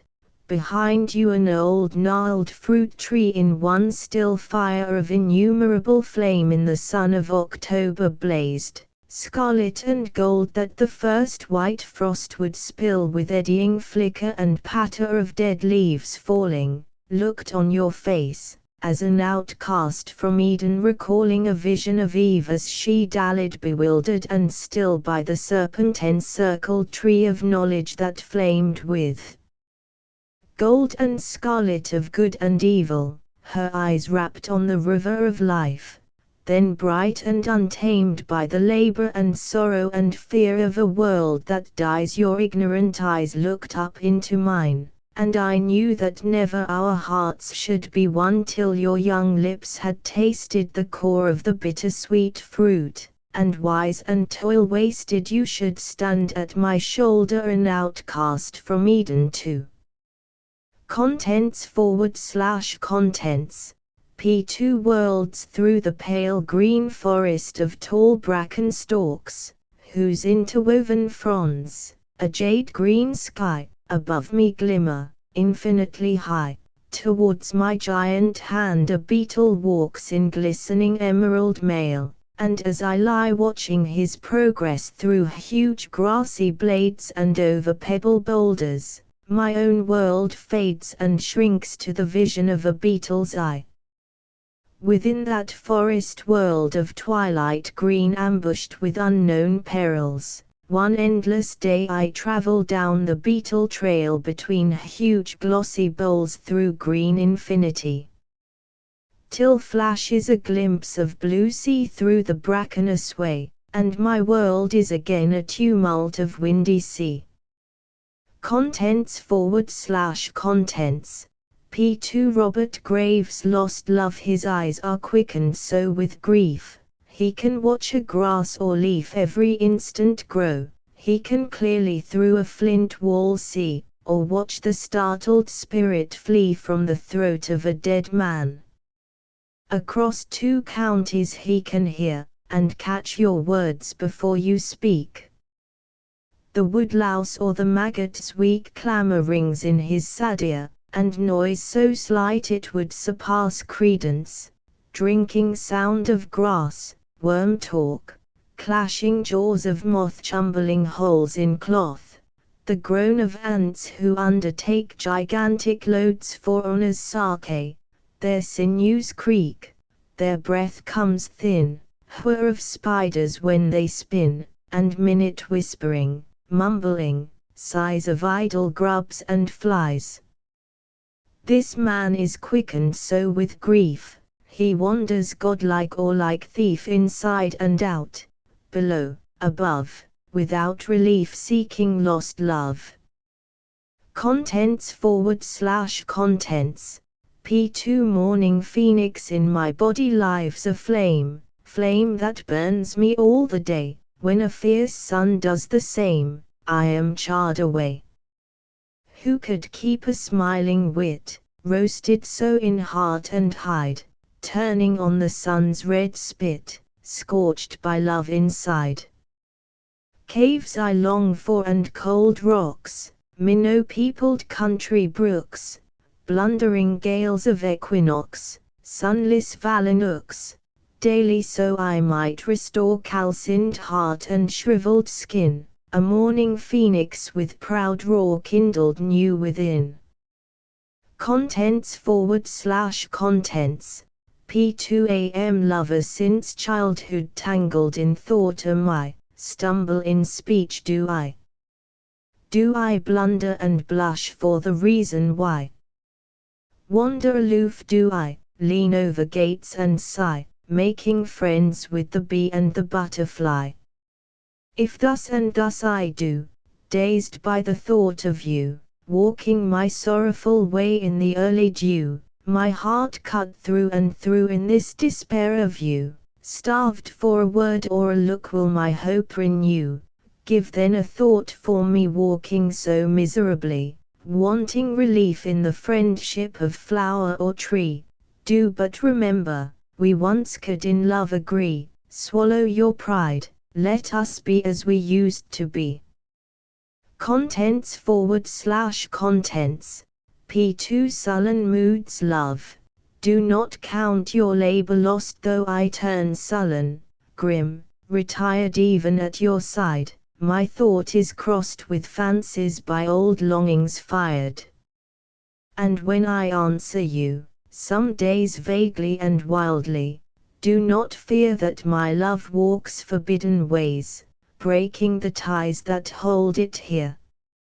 If I speak gruffly, this mood is mere indignation at my own shortcomings, plagues, uncertainties. I forget the gentler tone. You, now that you have come to be my one beginning, prime and end, I count at last as wholly me lover no longer nor yet friend. Friendship is flattery, though close hid, must I then flatter my own mind? And must, which laws of shame forbid, blind love of you make self-love blind. Do not repay me my own coin, the sharp rebuke, the frown, the groan, no, stir my memory to disjoin your emanation from my own. Help me to see you as before when overwhelmed and dead, almost, I stumbled on that secret door which saves the live man from the ghost. Be once again the distant light, promise of glory not yet known in full perfection, wasted quite when on my imperfection thrown. Contents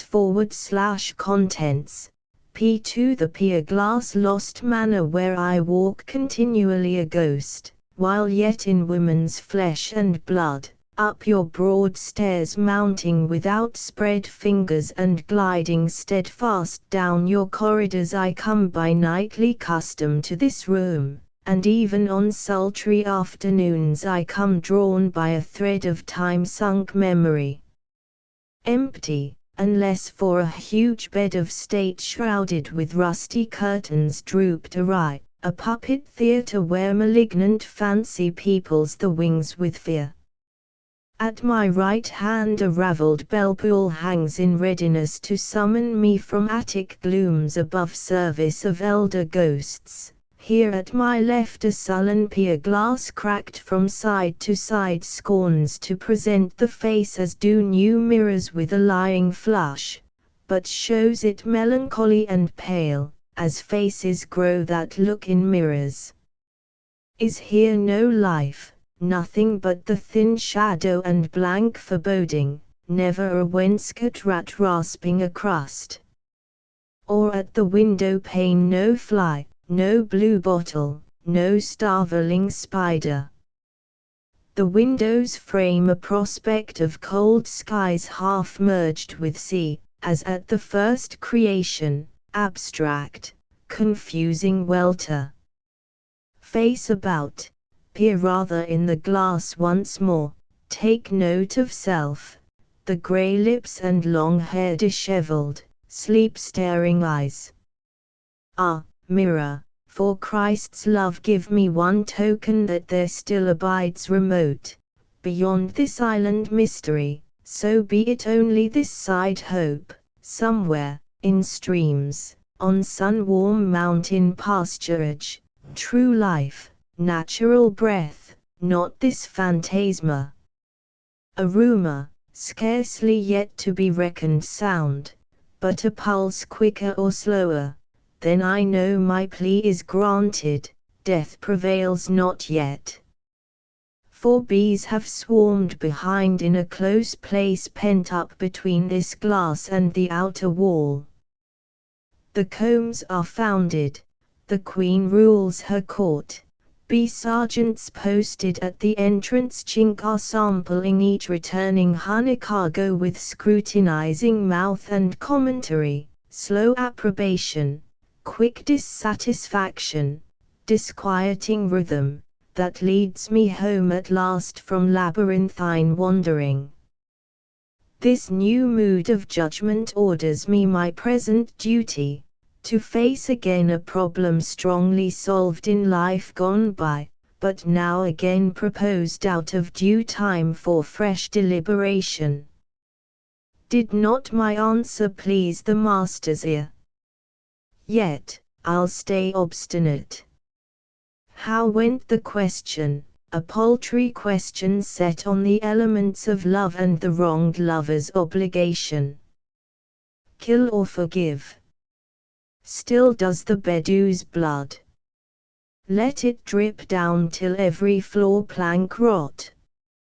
Yet shall I answer, challenging the judgment, kill, strike the blow again, spite what shall come.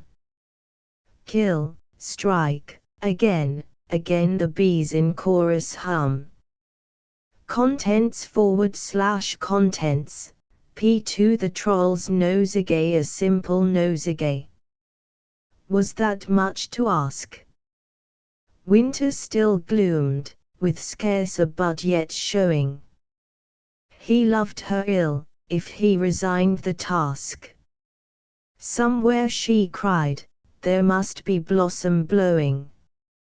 It seems my lady wept, and the troll swore by heaven he hated tears. He'd cure her spleen, where she had begged one flower, he'd shower fourscore, a haystack bunch to amaze a China queen.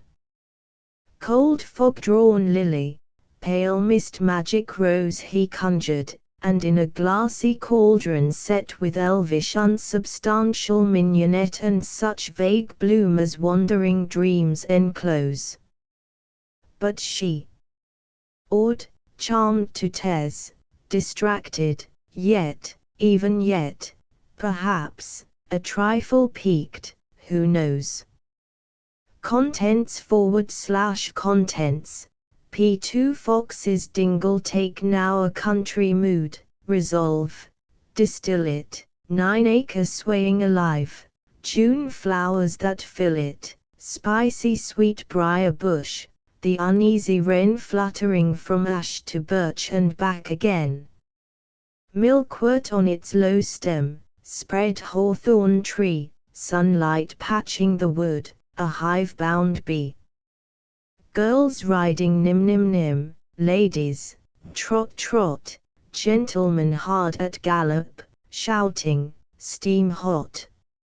Now over the rough turf bridles go jingle, and there's a well-loved pool, by Fox's dingle, where sweetheart, my brown mare, old Glory's daughter, may loll her leathern tongue in snow-cool water. Contents / contents, P2 the General Elliot he fell in victory's fierce pursuit, holed through and through with shot, a sabre sweep had hacked him deep twixt neck and shoulder knote. The potman cannot well recall, the ostler never knew, whether his day was Malplaquet, the Boyne or Waterloo. But there he hangs for tavern sign, with foolish bold regard for cock and hen and loitering men and wagons down the yard. Raised high above the hayseed world he smokes his painted pipe, and now surveys the orchard ways, the damsons clustering ripe. He sees the churchyard slabs beyond, where country neighbours lie, their brief renown set lowly down, his name assaults the sky. He grips the tankard of brown ale that spills a generous foam, oft times he drinks, they say, and winks at drunk men lurching home. No upstart hero may usurp that honoured swinging seat, his seasons pass with pipe and glass until the tale's complete. And paint shall keep his buttons bright though all the world's forgot whether he died for England's pride by battle, or by pot. Contents / contents, P2 the patchwork bonnet across the room my silent love I throw, where you sit sewing in bed by candlelight, your young stern profile and industrious fingers displayed against the blind in a shadow show, to Dinder's grave delight. The needle dips and pokes, the cheerful thread runs after, follow my leader down the seam, the patchwork pieces cry for joy together, oh soon to sit as a crown on Dinder's head, fulfillment of their dream. Snippets and odd ends folded by, forgotten, with camphor on a top shelf, hard to find, now wake to this most happy resurrection, to Dinda playing toss with a reel of cotton and staring at the blind. Dinda in sing-song stretching out one hand calls for the playthings, mother does not hear, her mind sails far away on a patchwork ocean, and all the world must wait till she touches land, so Dinda cries in fear, then mother turns, laughing like a young fairy, and Dinda smiles to see her look so kind, calls out again for playthings, playthings, playthings, and now the shadows make an Umbrian Mary adoring, on the blind. Contents/contents, P2 Richard Hughes. The singing furies. The yellow sky grows vivid as the sun, the sea glittering, and the hills dun. The stones quiver. 20 pounds of lead fold upon fold, the air laps my head. Both eyes scorch, tongue stiff and bitter, flies buzz, but no birds twitter, slow bullocks stand with stinging feet, and naked fishes scarcely stir for heat. White as smoke, as jetted steam, dead clouds awoke and quivered on the western rim. Then the singing started, dim and sibilant as rhyme-stiff reeds that whistle as the wind leads. The south whispered hard and sere, the north answered, low and clear, and thunder muffled up like drums beat, whence the east wind comes. The heavy sky that could not weep is loosened, rain falls steep, and 30 singing furies ride to split the sky from side to side. They sing, and lash the wet-flanked wind, sing, from Col to Harford Mynd, and fling their voices half a score of miles along the mount shore, whip loud music from a tree, and roll their paean out to sea where crowded breakers fling and leap, and strange things throb 5 fathoms deep. The sudden tempest roared and died, the singing furies muted ride down wet and slippery roads to hell, and, silent in their captor's train, 2 fishers, storm caught on the main, a shepherd, battered with his flocks, a pit boy tumbled from the rocks, a dozen back-broke gulls, and hosts of shadowy, small, pathetic ghosts, of mice and leverets caught by flood, their beauty shrouded in cold mud. Contents/contents, P2 Moonstruck cold shone the moon, with noise the night went by.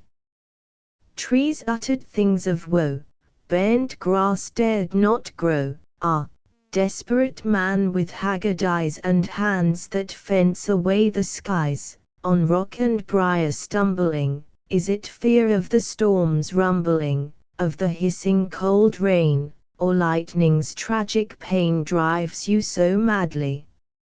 See the patient moon, how she her course keeps through cloudy shallows and across black deeps, now gone, now shines soon. Where's cause for fear? I shudder and shudder at her bright light, I fear, that she her fixed course follows so still and white through deeps and shallows with never a tremor, naught shall disturb her. I fear what they may be that secretly bind her, what hand holds the reins of those sightless forces that govern her courses. Is it Setebo who deals in her command? Or that unseen night-comer with tender cursed hand? I shudder, and shudder. Poor storm wisp, wander. Wind shall not hurt thee, rain not appall thee, lightning not blast thee, thou art worn so frail, only the moonlight pale to an ash shall burn thee, to an invisible pain. Contents/contents, P2 Vagrancy when the slow year creeps hayward, and the skies are warming in the summer's mild surprise, and the still breeze disturbs each leafy frond like hungry fishes dimpling in a pond. It is a pleasant thing to dream at ease on sun-warmed time, not far from beech and trees. A robin flashing in a rowan tree, a wanton robin, spills his melody as if he had such store of golden tones that they were no more worth to him than stones. The sunny lizards dream upon the ledges, linnets titter in and out the hedges, or swoop among the freckled butterflies. Down to a beach and hollow winds the track and tunnels past my twilit bivouac. Two spiring wisps of smoke go singly up and scarcely tremble in the leafy air. There are more shadows in this loamy cup than God could count, and oh, but it is fair, the kindly green and rounded trunks, that meet under the soil with twinings of their feet and in the sky with twinings of their arms, the yellow stools, the still ungathered charms of berry, woodland herb, and bryony, and midwood's changeling child, anemone. Asterisk asterisk asterisk asterisk asterisk quiet as a grave beneath a spire I lie and watch the pointed climbing fire. I lie and watch the smoky weathercock that climbs too high, and bends to the breeze's shock, and breaks, and dances off across the skies gay as a flurry of blue butterflies. But presently the evening shadows in, heralded by the nightjar's solitary din and the quick bat's squeak among the trees, whose sudden rises, darting across the air to weave her filmy web in the sun's bright hair that slowly sinks dejected on his knees. Now is he vanished. The bewildered skies flame out a desperate and last surmise, then yield to night, their sudden conqueror. From pole to pole the shadow of the world creeps over heaven, till itself is lit by the very many stars that wake in it. Sleep, like a messenger of great import, lays quiet and compelling hands athwart the easy idlenesses of my mind. There is a breeze above me, and around, there is a fire before me, and behind, but sleep doth hold me, and I hear no sound.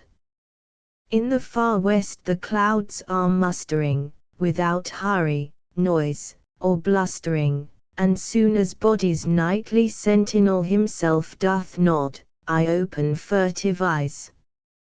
With darkling hook the farmer of the skies goes reaping stars. They flicker, one by one, nodding a little, tumble, and are gone. Contents / contents, P2 Poets, painters, puddings poets, painters, and puddings. These three make up the world as it ought to be. Poets make faces and sudden grimaces, they twit you, and spit you on words, then admit you to heaven or hell by the tales that they tell. Painters are gay as young rabbits in May, they buy jolly mugs, bowls, pictures, and jugs. The things round their necks are lively with checks, for they like something red as a frame for the head, or they'll curse you with oaths, that tear holes in your clothes. With nothing to mend them you'd best not offend them. Puddings should be full of currants, for me, boiled in a pail, tied in the tail of an old bleached shirt, so hot that they hurt, so huge that they last from the dim, distant past until the crack o' doom lift the roof off the room. Poets, painters, and puddings, these three crown the day as it crowned should be. Contents / contents, P2 William Kerr in memoriam dom. Chestnut candles are lit again for the dead that died in spring, dead lovers walk the orchard ways, and the dead cuckoos sing. Is it they who live and we who are dead? Hardly the springtime knows for which today the cuckoo calls, and the white blossom blows. Listen and hear the happy wind whisper and lightly pass, your love is sweet as hawthorn is, your hope green as the grass. The hawthorn's faint and quickly gone, the grass in autumn dies, put by your life, and see the spring with everlasting eyes. Contents/contents, P2 past and present days are over Nyron, and Hambledon hardly remembers any summer gone, and never again the Kentish elms shall see Myn, or Fuller Pilch, or Colin Blythe. Nor shall I see them, unless perhaps a ghost watching the elder ghosts beyond the moon. But here in common sunshine I have seen George Hurst, not yet a ghost, substantial, his off-drives mellow as brown ale, and crisp merry late cuts, and brave Chaucerian pulls, Waddington's fury and the patience of Dipper, and 20 easy artful overs of Rhodes, so many stanzas of the Fairy Queen. Contents/contents, P3 The audit mere living wears the most of life away, even the lilies take thought for many things, for frost in April and for drought in May, and from no careless heart the skylark sings. Those cheap utilities of rain and sun describe the foolish circle of our years, until death takes us, doing all undone, and there's an end at last to hopes and fears. Though song be hollow and no dreams come true, still songs and dreams are better than the truth. But there's so much to get, so much to do, Mary must drudge like Martha, dainty Ruth forget the morning music in the corn, and Rachel grudge when Leah's boys are born. Contents/contents, P3 The apple tree secret and wise as nature, like the wind melancholy or light-hearted without reason, and like the waxing or the waning moon ever pale and lovely, you are like these because you are free and live by your own law, while I, desiring life and half alive, dream, hope, regret and fear and blunder on. Your beauty is your life and my content, and I will liken you to an apple tree, Mary and Margaret playing under the branches, and everywhere soft shadows like your eyes, and scattered blossom like your little smiles. Contents/contents, P3 Her New Year posy when I seek the world through 4 images of you. Though apple blossom is glad and the lily stately sad, gilliflower's kind of breath, rosemary true till death, though the wind can stir the grass to memories as you pass.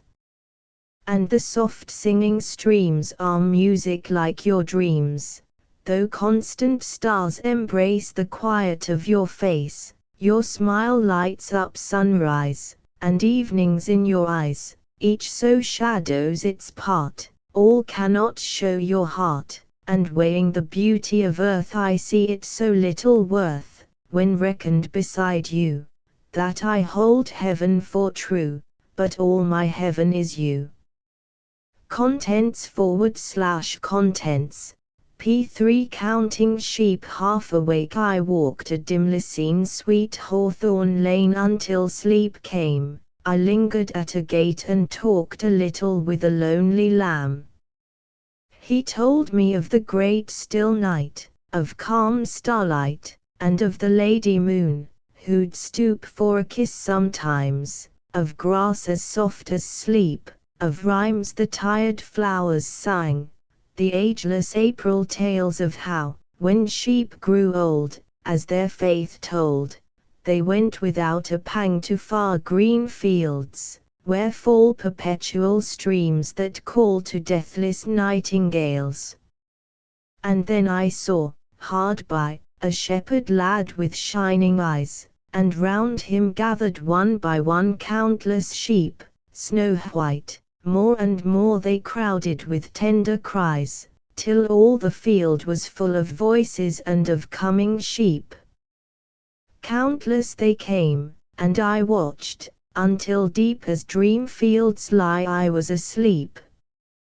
Contents P3 The trees at night under vague silver moonlight. The trees are lovely and ghostly, in the pale blue of the night there are few stars to see.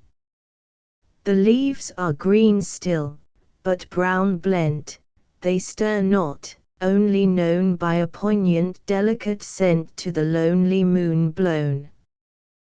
The lonely lovely trees sigh for summer spent and gone, a few homing leaves drift by, poor souls bewildered and wan. Contents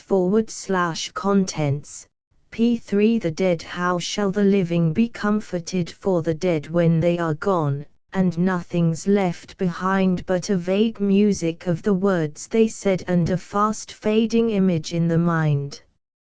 Let no forgetting sully that dim grace, our heart's infirmity is too easily won to set a new love in the old love's place and seek fresh vanity under the sun.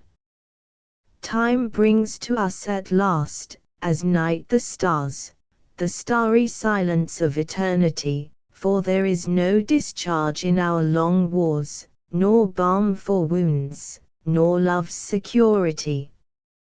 Be patient to the end, and you shall sleep pillowed on heart. Cease and forget to weep.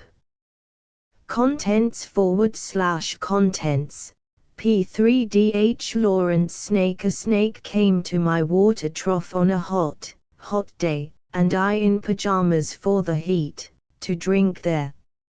In the deep, strange scented shade of the great dark carob tree I came down the steps with my pitcher and must stand and wait, for there he was at the trough before me. He reached down from a fissure in the earth wall in the gloom and trailed his yellow-brown slackness soft-bellied down over the edge of the stone trough and rested his throat upon the stone bottom, and where the water had dripped from the tap, in a small clearness, he sipped with his straight mouth, softly drank through his straight gums, into his slack long body, silently. Someone was before me at my water trough, and I, like a second comer, waiting. He lifted his head from his drinking, as cattle do, and looked at me vaguely, as drinking cattle do, and flickered his two-forked tongue from his lips, and mused a moment, and stooped and drank a little more, being earth-brown, earth-golden from the burning bowels of the earth on the day of Sicilian July, with Etna smoking. The voice of my education said to me he must be killed, for in Sicily the black snakes are innocent, the gold are venomous. And voices in me said, if you were a man you would take a stick and break him now, and finish him off. But must I confess how I liked him, how glad I was he had come like a guest in quiet, to drink at my water trough and depart peaceful, pacified, and thankless, into the burning bowels of this earth. Was it cowardice, that I dared not kill him? Was it perversity, that I longed to talk to him? Was it humility, to feel honored? I felt so honored. And yet those voices, if you were not afraid you would kill him. And truly I was afraid, I was most afraid, but even so, honored still more that he should seek my hospitality from out the dark door of the secret earth. He drank enough and lifted his head, dreamily, as one who has drunken, and flickered his tongue like a forked knife on the air, so black, seeming to lick his lips, and looked around like a god, unseeing, into the air, and slowly turned his head, and slowly, very slowly, as if thrice a dream, proceeded to draw his slow length curving round and climb again the broken bank of my wall face. And as he put his head into that dreadful hole, and as he slowly drew up, snake easing his shoulders, and entered further, a sort of horror, a sort of protest against his withdrawing into that horrid black hole, deliberately going into the blackness, and slowly drawing himself after, overcame me now his back was turned. I looked round, I put down my pitcher, I picked up a clumsy log and threw it at the water trough with a clatter. I think it did not hit him, but suddenly that part of him that was left behind convulsed in undignified haste, writhed like lightning, and was gone into the black hole, the earth-lipped fissure in the wall front, at which, in the intense still noon, I stared with fascination. And immediately I regretted it. I thought how paltry, how vulgar, what a mean act. I despised myself and the voices of my accursed human education. And I thought of the albatross, and I wished he would come back, my snake. For he seemed to me again like a king in exile, uncrowned in the underworld, now due to be crowned again. And so, I missed my chance with one of the lords of life. And I have something to expiate, a pettiness. Contents/contents, P3 Harold Monroe Thistledown. This might have been a place for sleep, but, as from that small hollow their hosts of bright thistledown begin their dazzling journey through the air, an idle man can only stare. They grip their withered edge of stalk in brief excitement for the wind, they hold a breathless final talk, and when their filmy cables part one almost hears a little cry. Some cling together while they wait, and droop and gaze and hesitate, but others leap along the sky, or circle round and calmly choose the gust they know they ought to use, while some in loving pairs will glide, or watch the others as they pass, or rest on flowers in the grass, or circle through the shining day like silvery butterflies at play. Some catch themselves to every mound, then lingeringly and slowly move as if they knew the precious ground were opening for their fertile love. They almost try to dig, they need so much to plant their thistle seed. Contents/contents, P3 Real property. Tell me about that harvest field.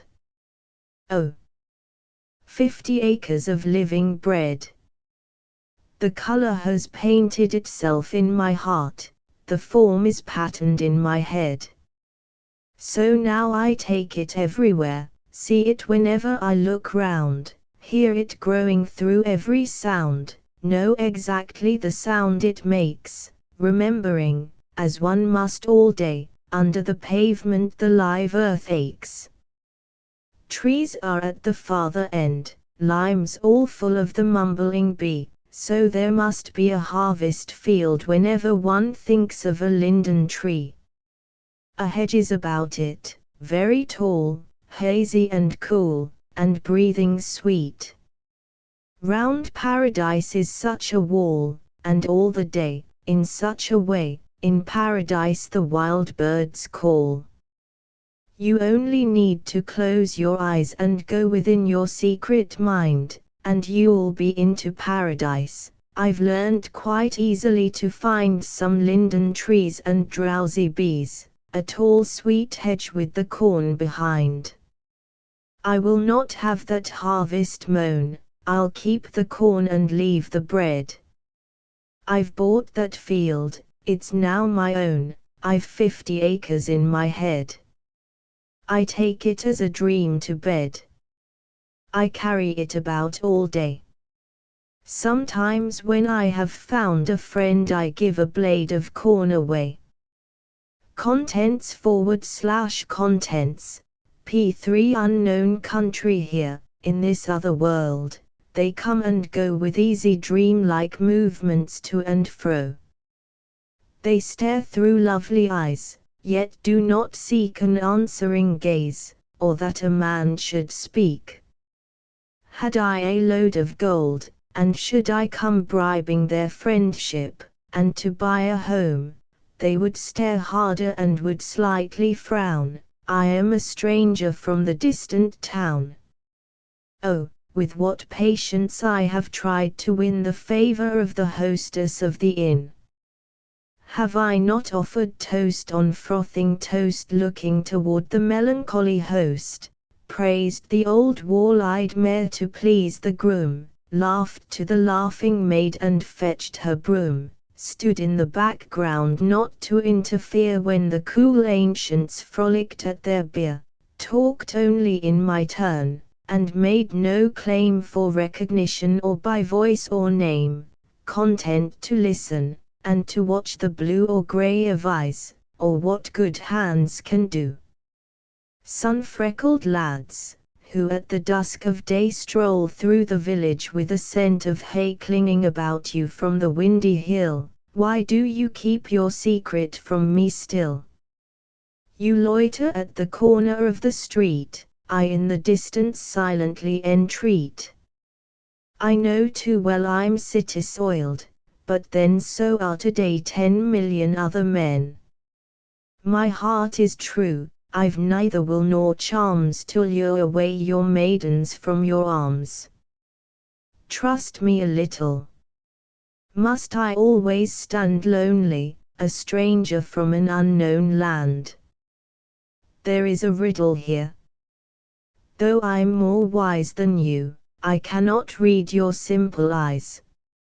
I find the meaning of their gentle look more difficult than any learned book. I pass, perhaps a moment you may chaff my walk, and so dismiss me with a laugh. I come, you all, most grave and most polite, stand silent first, then wish me calm good night.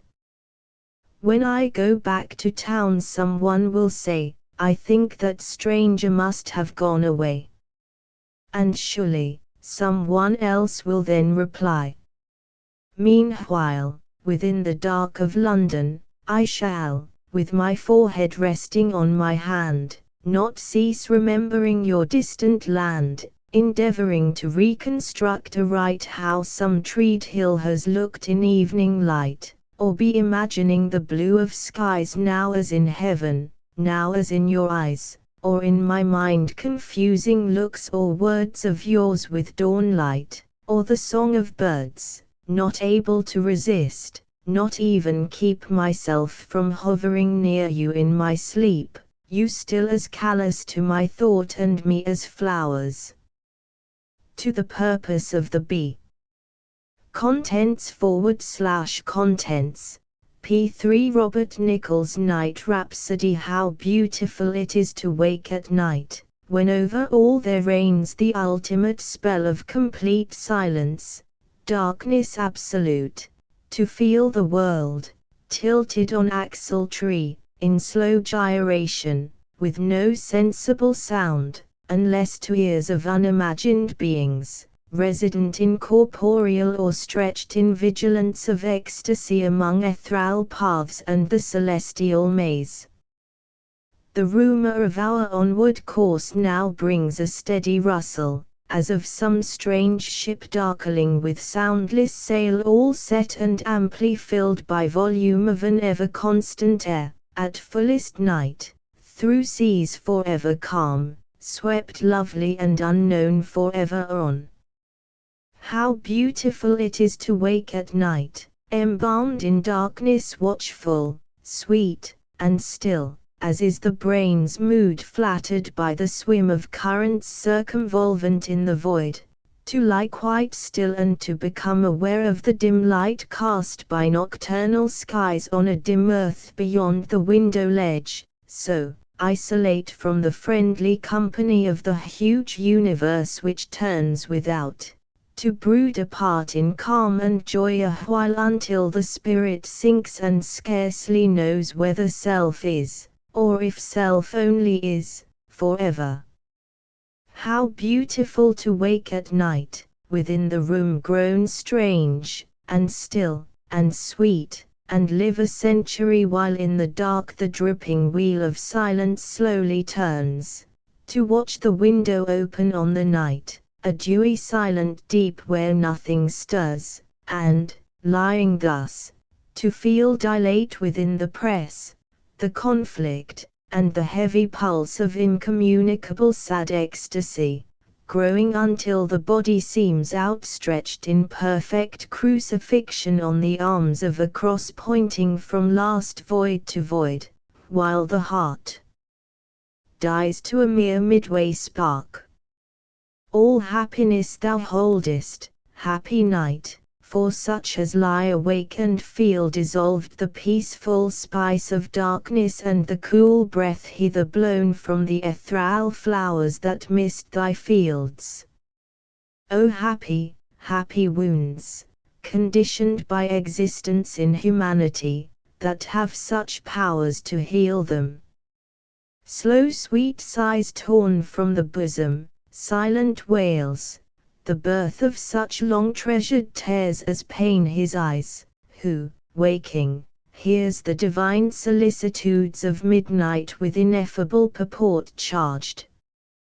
How beautiful it is to wake at night, another night, in darkness yet more still, save when the myriad leaves on full-fledged boughs, filled rather by the perfume's wandering flood than by dispansion of the still sweet air, shall from the furthest utter silences in glimmering secrecy have gathered up an host of whisperings and scattered sighs, to loose at last a sound as of the plunge and lapsing seethe of some Pacific wave, which, risen from the star-thronged outer troughs, rolls into wreath with circling foam away the flutter of the golden moths that haunt the stars one glimmer daggered on wet sands. So beautiful it is to wake at night.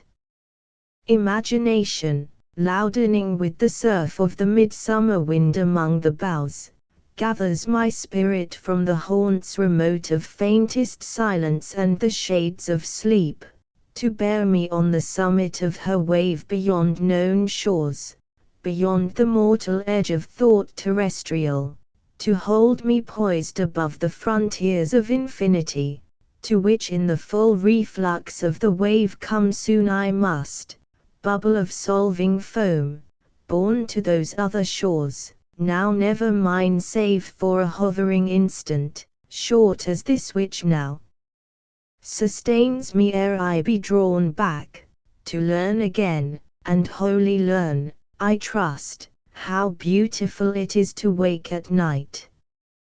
Contents P.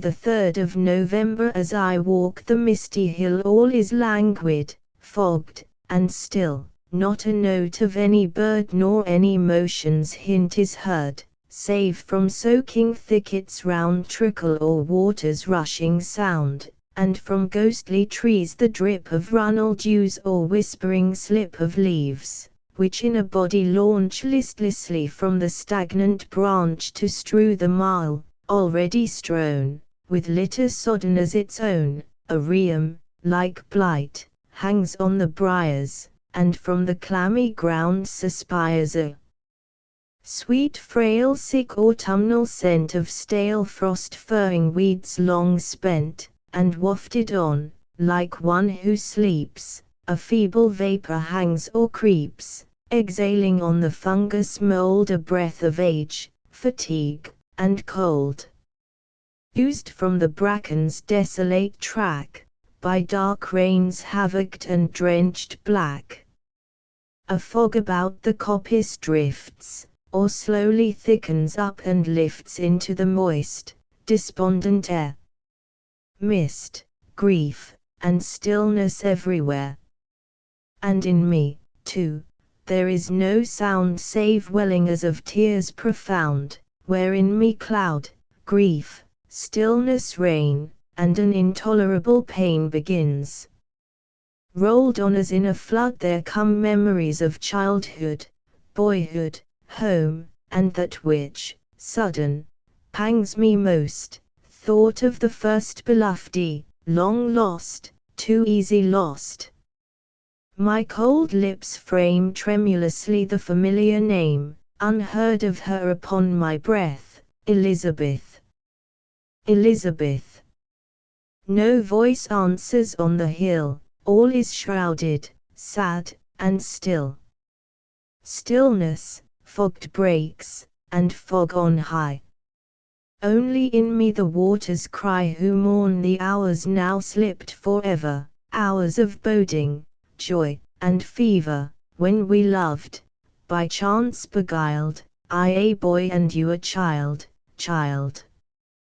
But with an angel's air, astonished, eager, unaware, or elfins, wandering with a grace foreign to any fireside race, and with a gaiety unknown in the light feet and hair back blown, and with a sadness yet more strange, in meagre cheeks which knew to change or faint or fired more swift than sight, and forlorn hands and lips pressed white, and fragile voice, and head downcast, hiding tears, lifted at the last to speed with one pale smile the wise glance of the grey immortal eyes. How strange it was that we should dare compound a miracle so rare as, twixt this pace and time's next pace, each to discern th elected's face. Yet stranger that the high sweet fire, in hearts nigh foreign to desire, could burn, sigh, weep, and burn again as it never has since then. Most strange of all that we so young dared learn but would not speak love's tongue, love pledged but in the reveries of our sad and dreaming eyes. Now upon such journey bound me, grief, disquiet, and stillness round me, as bids me where I cannot tell, turn I and sigh, unseen, farewell. Breathe the name as soft as mist, lips, which nor kissed her nor were kissed. And again, a sigh, a death, Elizabeth. Elizabeth. No voice answers, but the mist glows for a moment amethyst ere the hid sun dissolves away, and dimness, growing dimmer grey, hides all, till nothing can I see but the blind walls enclosing me, and no sound and no motion hear but the vague water throbbing near, sole voice upon the darkening hill where all is blank and dead and still. Contents / contents, P3JDC fellow after London Bridge is broken down, green is the grass on Ludgate Hill. I know a farmer in Camden Town killed a brock by Pentonville. I have heard my grandam tell how some 1,000 years ago houses stretched from Camberwell right to Highbury and Bow. Down by Shadwell's golden meads tall ships' masts would stand as thick as the pretty tufted reeds that the warping children pick. All the kings from end to end of all the world paid tribute then, and meekly on their knees would bend to the king of the Englishmen. Thinks I while I dig my plot, what if your grandam's tales be true? Thinks I, be they true or not, what's the odds to a fool like you? Thinks I, while I smoke my pipe here beside the tumbling fleet, apples drop when they are ripe, and when they drop are they most sweet. Contents / contents, P3 On a friend who died suddenly upon the seashore. Quiet he lived, and quietly died, nor, like the unwilling tide, did once complain or strive to stay one brief hour more alive. But as a summer wave serenely for a while will lift a crest to the sun, then sink again, so he back to the bright heavens gave an answering smile, then quietly, having run his course, bowed down his head, and sank unmurmuringly, sank back into the sea, the silent, the unfathomable sea of all the happy dead. Contents P3 Tenebrae. They say that I shall find him if I go along the dusty highways, or the green tracks of the downland shepherds, or between the swaying corn, or where cool waters flow. And others say, that speak as if they know, that daily in the cities, in the mean dark streets, amid the crowd he may be seen, with thieves and harlots wandering to and fro. But I am blind. How shall a blind man dare venture along the roaring crowded street, or branching roads where I may never hit the way he has gone? But some day if I sit quietly at this corner listening, there may come this way the slow sound of his feet. Contents P3 When all is said and all is done beneath the sun, and man lies dead, when all the earth is a cold grave, and no more brave bright things have birth, when cooling sun and stone cold world, together hurled, flame up as one, O sons of men, when all is flame, what of your fame and splendor then? When all is fire and flaming air, what of your rare and high desire to turn the clod to a thing divine, the earth a shrine, and man the god? Contents P3 Frank Pruitt to my mother in Canada, from sick bed in Italy. Dear mother, from the sure sun and warm seas of Italy, I, sick, remember now what sometimes is forgot in times of ease, our love, the always felt but unspoken vow. So send I beckoning hands from here to there, and kiss your black once, now white thin grown hair and your stooped small shoulder and pinched brow.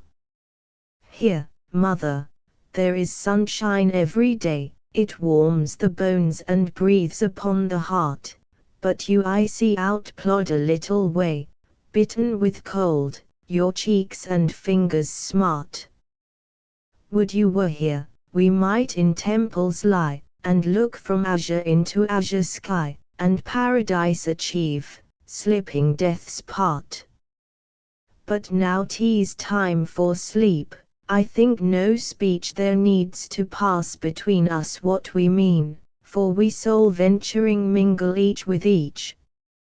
So, mother, pass across the world unseen and share in me some wished for dream in you, for so brings destiny her pledges true, the mother withered, in the sun grown green.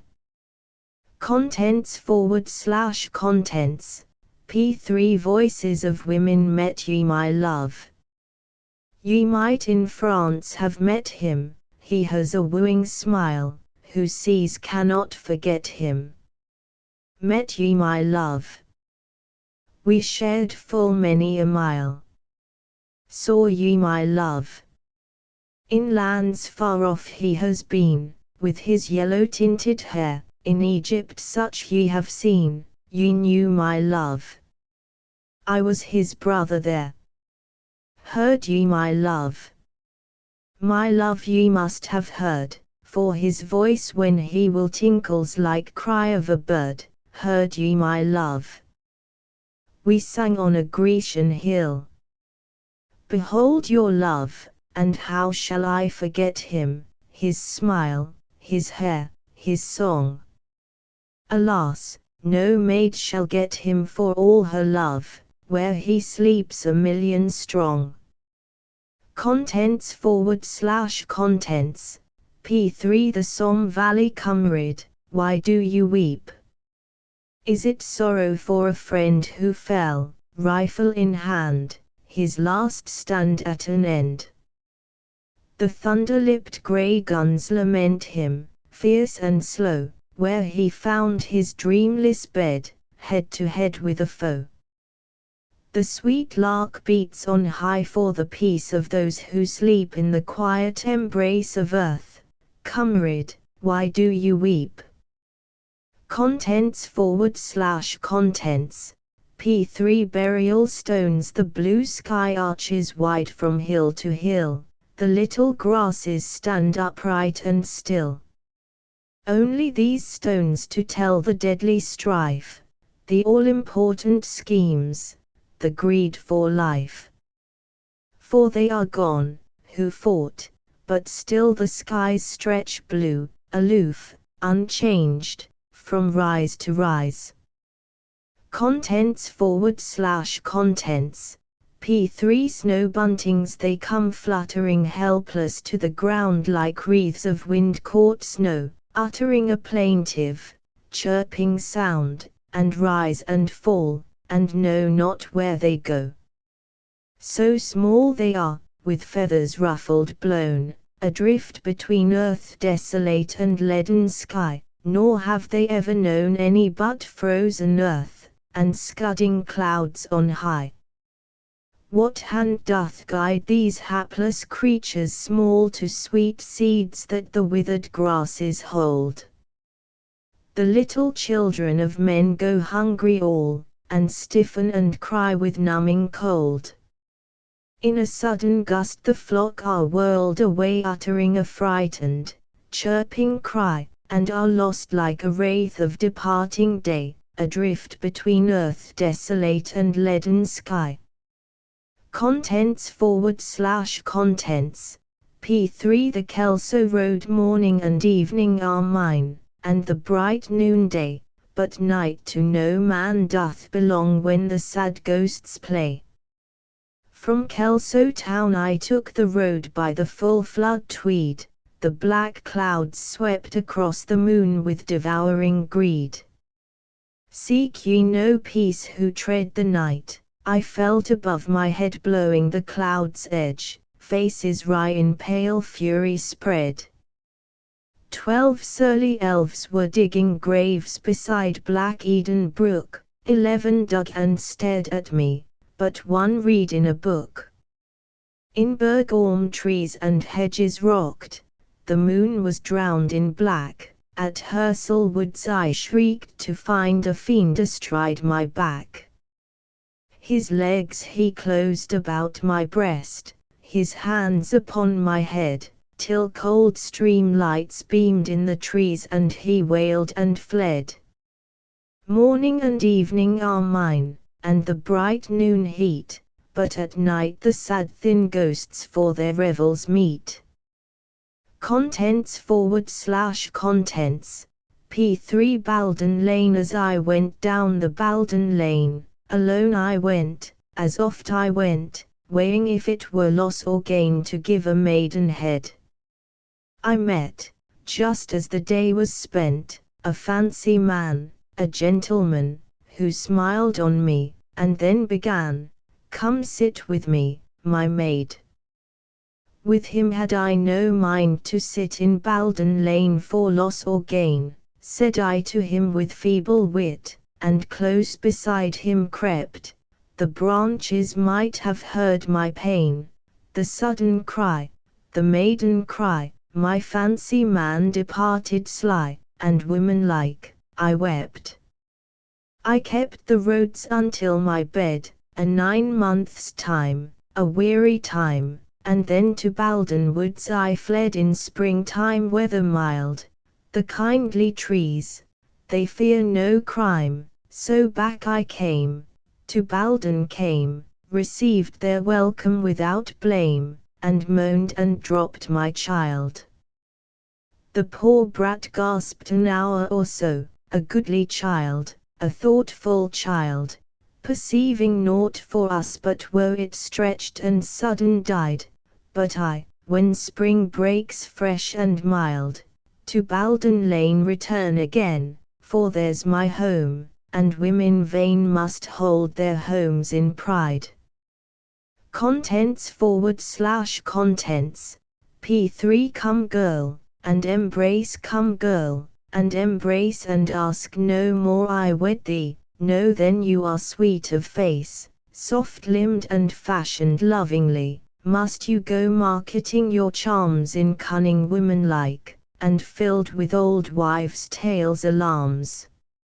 I tell you, girl, come embrace, what reck we of churchling and priest with hands on paunch, and chubby face? Behold, we are life's pitiful least, and we perish at the first smell of death, with a heaves earth to spurn us cringing into hell. Come girl, and embrace, nay, cry not, poor wretch, nor plead, but haste, for life strikes a swift pace, and I burn with envious greed, know you not, fool, we are the mock of gods, time, clothes, and priests. But come, there is no time for talk. Contents/contents, P3 Peter Quinnell Procn, a fragment, so she became a bird, and bird-like danced on a long slow bough, treading the silver blossom with a bird's lovely feet, and shaken blossoms fell into the hands of sunlight. And he held them for a moment and let them drop. And in the autumn Procn came again and leapt upon the crooked slow bough singing, and the dark berries winked like earth-dimmed beads, as the branch swung beneath her dancing feet. Contents/contents, P3 AM Man to a sunflower see, I have bent thee by thy saffron hair, O most strange masker, towards my face, thy face so full of eyes, O almost legendary monster, thee of the saffron, circling hair I bend by my fingers knotted in thy hair, hair like broad flames. So, shall I swear by beech husk, spindleberry, to break thee, saffron hair and peering eye, to have the mastery. Contents/contents, P3 Perception while I have vision, while the glowing bodied, drunken with light, untroubled clouds, with all this cold sphered sky, are flushed above trees where the dew falls secretly, where no man goes, where beasts move silently, as gently as light feathered winds that fall chill among hollows filled with sighing grass, while I have vision, while my mind is borne a finger's length above reality, like that small planing bird that drifts and drops among these soft lapped hollows, robed gods, whose passing fills calm nights with sudden wind, whose spears still bar our twilight, bend and fill wind-shaken, troubled spaces with some peace, with clear untroubled beauty, that I may rise not chill and shrilling through perpetual day, remote, amazed, lark-like, but may hold the hours as firm, warm fruit, this finger's length above reality. Contents/contents, P4 Pursuit as wind-drowned scents that bring to other hills disquieting memories of silences, broad silences beyond the memory, as feathered swaying seeds, as wings of birds dappling the sky with honey-colored gold, faint murmurs, clear, keen-winged of swift ideas break my small silences, and I must hunt and come to tire of hunting strange laughing thoughts that roister through my mind, hopelessly swift to flit, and so I hunt and come to tire of hunting. Contents/contents, P4 V Sackville Wester Saxon song tools with the comely names, mattock and scythe and spade, couth and bitter as flames, clean, and bowed in the blade, a man and his tools make a man and his trade. Breadth of the English shires, hummock and came and mead, tang of the reeking byres, land of the English breed, a man and his land make a man and his creed. Leisurely flocks and herds, cool-eyed cattle that come mildly to wonted words, swine that in orchards roam, a man and his beasts make a man and his home. Children sturdy and flaxen shouting in brotherly strife, like the land they are Saxon, sons of a man and his wife, for a man and his loves make a man and his life.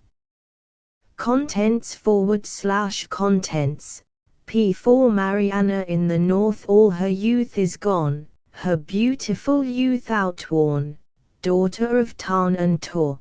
The moors that were once her home no longer know her step on the upland tracks forlorn where she was wont to roam. All her hounds are dead, her beautiful hounds are dead, that paced beside the hoofs of her high and nimble horse, or streaked in lean pursuit of the tawny hare that fled out of the yellow gorse. All her lovers have passed, her beautiful lovers have passed, the young and eager men that fought for her arrogant hand, and the only voice which endures to mourn for her at the last is the voice of the lonely land. Contents / contents, P4 Full moon she was wearing the coral taffeta trousers someone had brought her from Ipahan, and the little gold coat with pomegranate blossoms, and the coral hafted feather fan, but she ran down a Kentish lane in the moonlight, and skipped in the pool of the moon as she ran. She cared not a rap for all the big planets, for Betelgeuse or Aldebaran, and all the big planets cared nothing for her, that small impertinent charlatan, but she climbed on a Kentish stile in the moonlight, and laughed at the sky through the sticks of her fan. Contents / contents, P4 Sailing ships lying on downs above the wrinkling bay I with the kestrels shared the cleanly day, the candid day, wind-shaven, brindled turf, tall cliffs, and long sea line of marbled surf from Cornish lizard to the Kentish nor lipping the bulwarks of the English shore, while many a lovely ship below sailed by on unknown errand, kempt and leisurely, and after each, oh, after each, my heart fled forth, as, watching from the downs apart, I shared with ships good joys and fortunes wide that might befall their beauty and their pride, shared first with them the blessed void repose of oily days at sea, when only rose the porpoise slow wheel to break the sheen of satin water indolently green,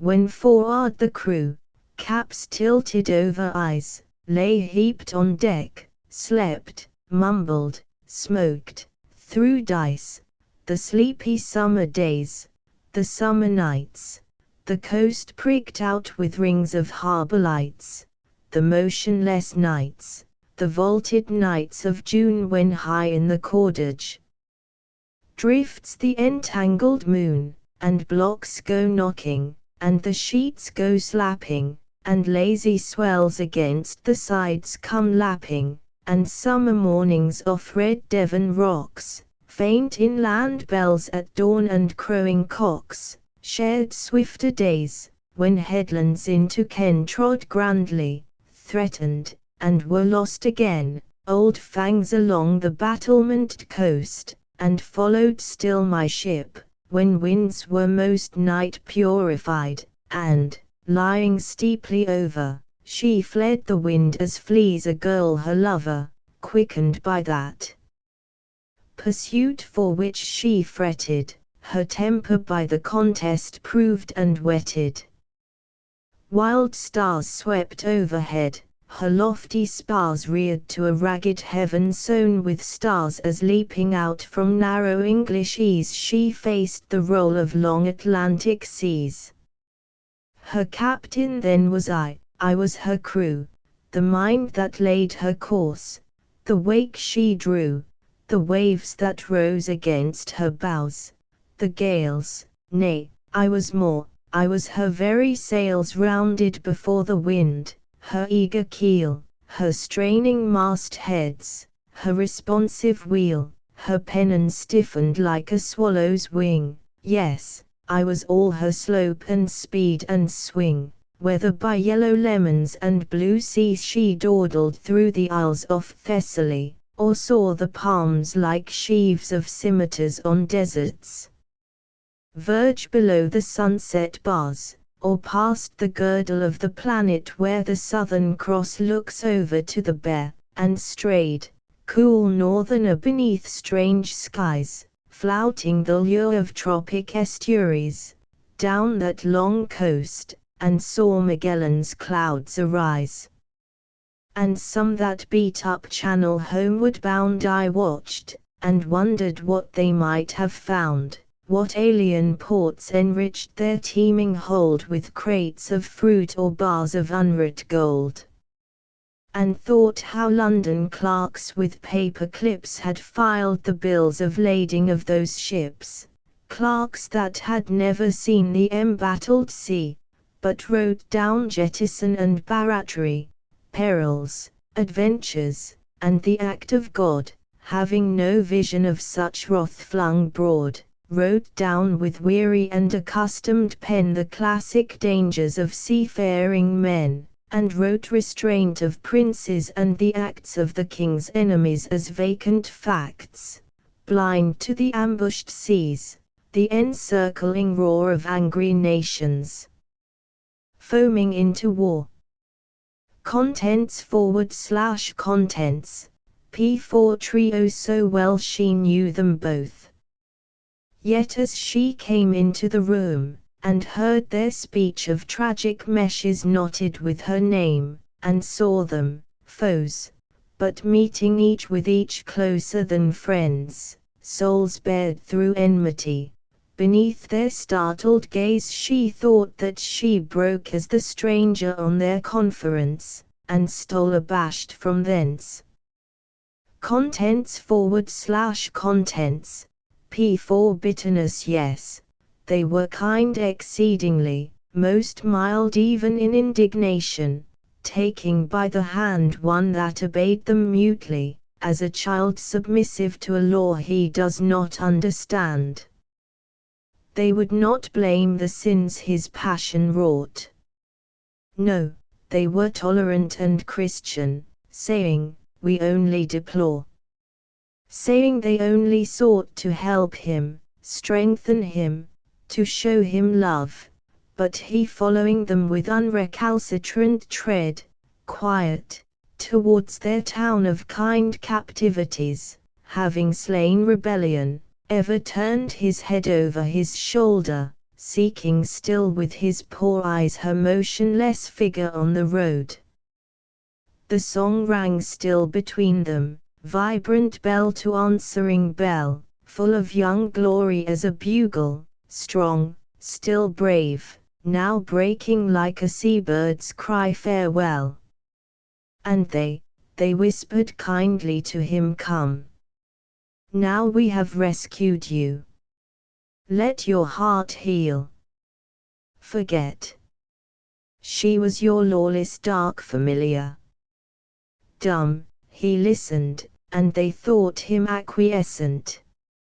Yet, knowing the while that they were very kind, remembrance clamored in him, she was wild and free, magnificent in giving, she was blind to gain or loss, and, loving, loved but me. Valiant she was, and comradely, and bold, high-mettled, all her thoughts a challenge, like gay ships adventurous, with treasure in the hold. I met her with the lesson put into my lips, spoke reason to her, and she bowed her head, having no argument, and giving up the strife. She said I should be free. I think she said that, for the asking, she would give me all her life. And still they led him onwards, and he still looked back towards her standing there, and they, content, cheered him and praised him that he did their will. The gradual distance hid them, and she turned, and went. Contents/contents, P4 evening when little lights in little ports come out, quivering down through water with the stars, and all the fishing fleet of slender spars range at their moorings, veer with tide about, when race of wind is stilled and sails are furled, and underneath our single riding light the curve of black-ribbed deck gleams palely white, and slumbrous waters pool a slumbrous world. Then, and then only, have I thought how sweet old age might sink upon a windy youth, quiet beneath the riding light of truth, weathered through storms, and gracious in retreat. Contents/contents, P4 Edward Shanks The rock pool. This is the sea. In these uneven walls a wave lies prisoned. Far and far away outward to ocean, as the slow tide falls, her sisters through the capes that hold the bay dancing in lovely liberty recede. Yet lovely in captivity she lies, filled with soft colors, where the wavering weed moves gently and discloses to our eyes blurred shining veins of rock and lucent shells under the light-shot water. And here repose small quiet fish and dimly glowing bells of sleeping sea anemones that close their tender fronds and will not now awake till on these rocks the waves returning break. Contents/contents, P4 The glade. We may raise our voices even in this still glade, though the colors and shadows and sounds so fleeting seem, we shall not dispel them. They are not made frailly by earth or hands, but immortal in our dream. We may touch the faint violets with the hands of thought, or lay the pale core of the wild arum bare, and forever in our minds the white wild cherry is caught, cloudy against the sky and melting into air.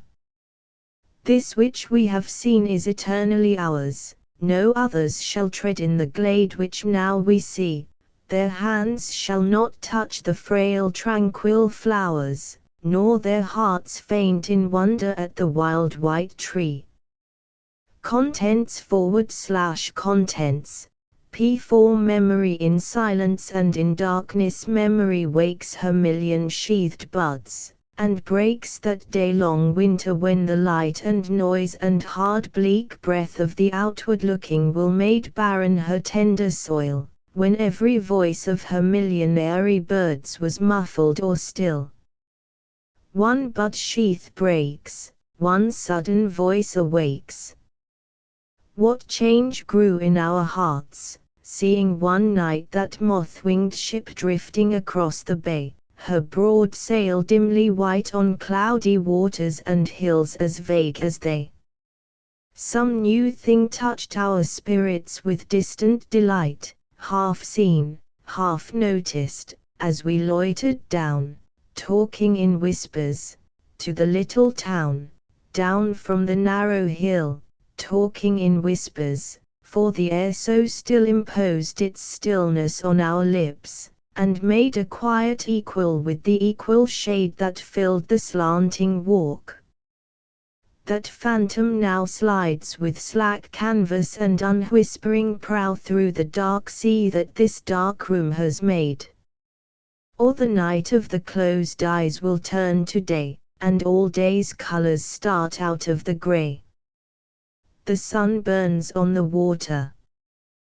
The tall hills push up their shady groves into the sky, and fail and cease where the intense light spills its parching torrent on the gaunt and dry rock of the further mountains, whence the snow that softened their harsh edges long is gone, and nothing tempers now the hot flood falling on the barren stone.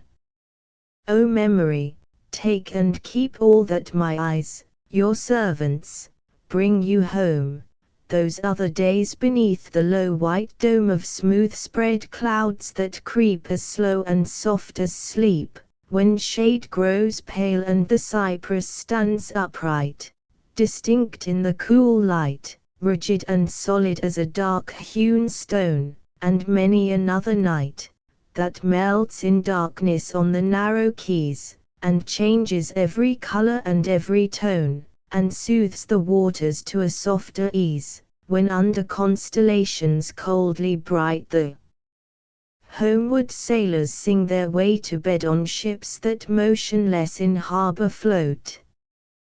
The circling harbor lights flash green and red, and, out beyond, a steady traveling boat, breaking the swell with slow industrious oars, at each stroke pours pale lighted water from the lifted blade. Now in the painted houses all around slow darkening windows call the empty unwatched middle of the night. The tide's few inches rise without a sound. On the black promontory's windless head, the last awake, the fireflies rise and fall and tangle up their dithering skeins of light. O memory, take and keep all that my eyes, your servants, bring you home. Thick through the changing year the unexpected, rich charged moments come, that you twixt wake and sleep in the lids of the closed eyes shall make appear. This is life's certain good, though in the end it be not good at all when the dark end arises, and the stripped, startled spirit must let fall the amulets that could prevail with life's but not death's sad devices. Then, like a child from whom an older child forces its gathered treasures, its beads and shells and strings of withered flowers, tokens of recent pleasures, the soul must lose in eyes weeping and wild those prints of vanished hours. Contents /contents, P4 Woman's song. No more upon my bosom rest thee, too often have my hands caressed thee, my lips thou knowest well, too well, lean to my heart no more thine ear my spirit's living truth to hear, it has no more to tell. In what dark night, in what strange night, burned to the bud the candle's light that lit our room so long? I do not know, I thought I knew how love could be both sweet and true, I also thought it strong. Where has the flame departed? Where, amid the empty waste of air, is that which dwelt with us? Was it a fancy? Did we make only a show for dead love's sake, it being so piteous? No more against my bosom press thee, seek no more that my hands caress thee, leave the sad lips thou hast known so well, if to my heart thou lean thine ear, there grieving thou shalt only hear vain murmuring of an empty shell. Contents /contents, P4 The wind blow harder, wind, and drive my blood from hands and face back to the heart.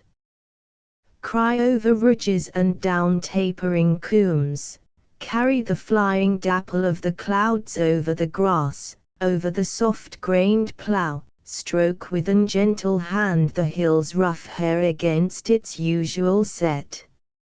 Snatch at the reins in my dead hands and push me out of my saddle, blow my laboring pony across the track.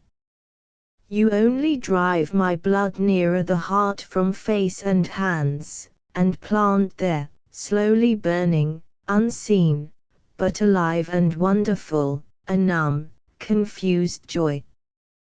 This little world's in tumult. Far away the dim waves rise and wrestle with each other and fall down headlong on the beach. And here quick gusts fly up the funnels of the valleys and meet their raging fellows on the hilltops, and we are in the midst. This beating heart, enriched with the hand's blood, stands in the midst and feels the warm joy burn in solitude and silence, while all about the gusts clamor like living, angry birds, and the gorse seems hardly tethered to the ground. Blow louder, wind, about my square-set house, rattle the windows, lift the trap-door to the loft above my head and let it fall, clapping.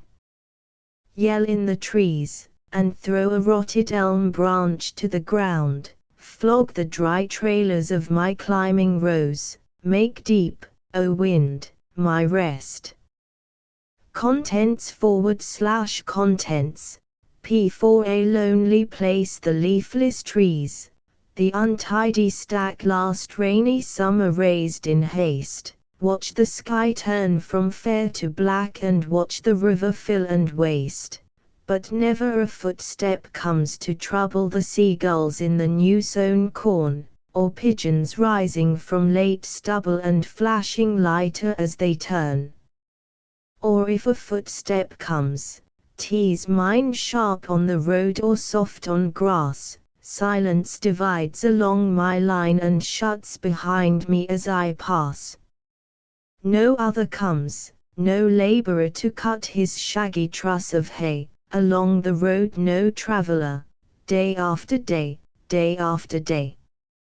And even I, when I come here, move softly on, subdued and still, lonely as death, though I can hear men shouting on the other hill. Day after day, though no one sees, the lonely place no different seems, the trees, the stack, still images constant in who can say whose dreams. Contents / contents.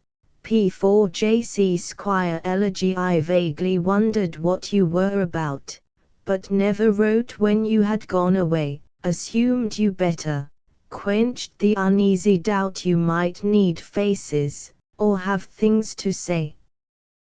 Did I think of you last evening? Dead you lay.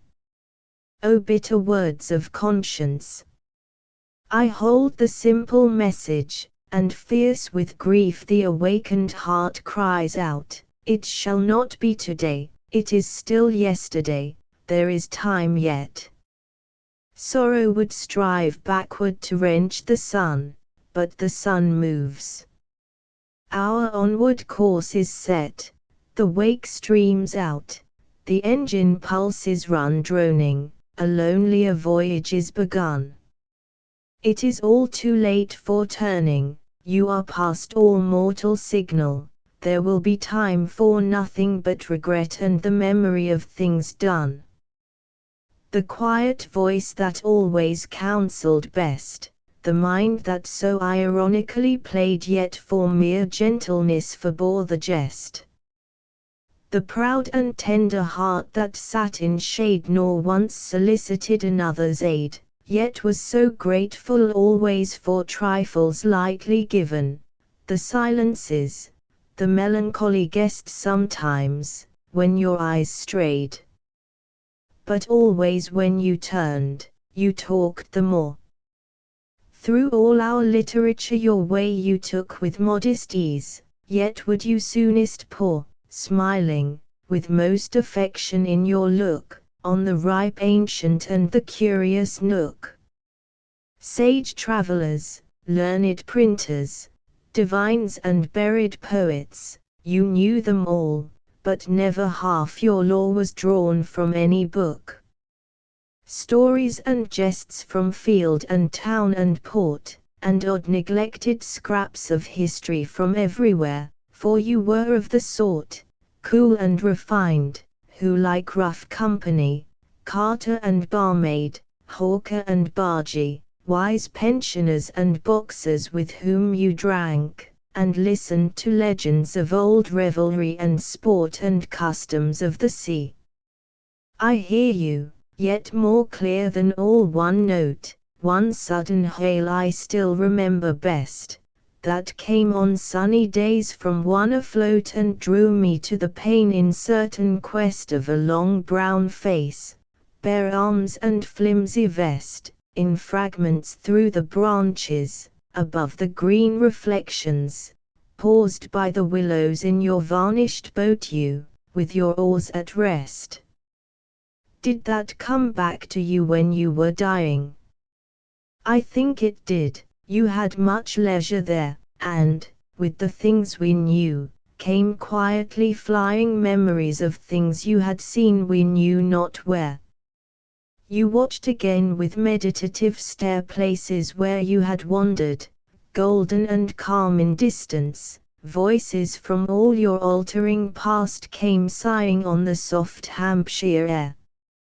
For there you sat 100 miles away, a rug upon your knees, your hands gone frail, and daily bade your farewell to the day, a music blent of trees and clouds, a sail and figures in some old neglected tale, and watched the sunset gathering, and heard the bird song fading, and went within when the last sleepy lay past to a farther vale, never complaining, and stepped up to bed more and more slow, a tall and sunburnt man grown bony and bearded, knowing you would be dead before the summer, glad. Your life began even thus to end, after so short a span, and mused a space serenely, then fell to easy slumber, at peace, content. For never again your head need make another plan. Most generous, most gentle, most discreet, who left us ignorant to spare us pain, we went our ways with 2 forgetful feet and missed the chance that would not come again, leaving with thoughts on pleasure bent, or gain, fidelity unattested and services unrendered.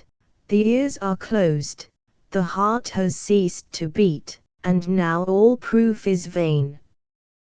Too late for other gifts, I give you this, who took from you so much, so carelessly, on your far brows a first and phantom kiss, on your far grave a careful elegy.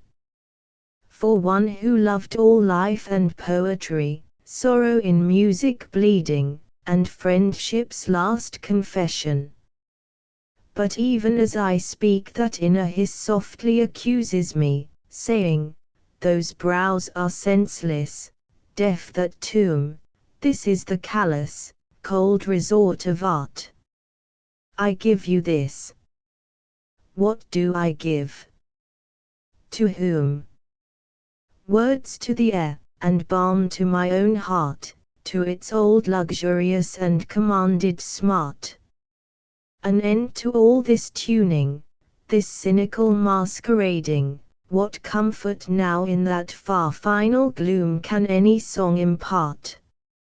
Oh, yet I see you dawning from some heaven, who would not suffer self-reproach to live in one to whom your friendship once was given.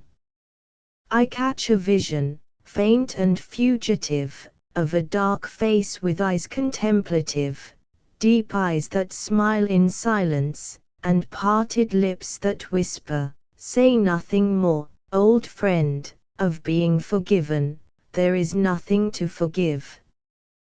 Contents / contents, P4 Meditation in lamplight. What deaths men have died, not fighting but impotent. Hung on the wire, between trenches, burning and freezing, groaning for water with armies of men so near, the fall over cliff, the clutch at the rootless grass, the beach rushing up, the whirling, the turning head first, stiff writhings of strychnine, taken in error or haste, angina pectoris, shudders of the heart, failure and crushing by flying weight to the ground, claws and jaws, the stink of a lion's breath, swimming, a white belly, a crescent of teeth, agony, and a spurting shredded limb.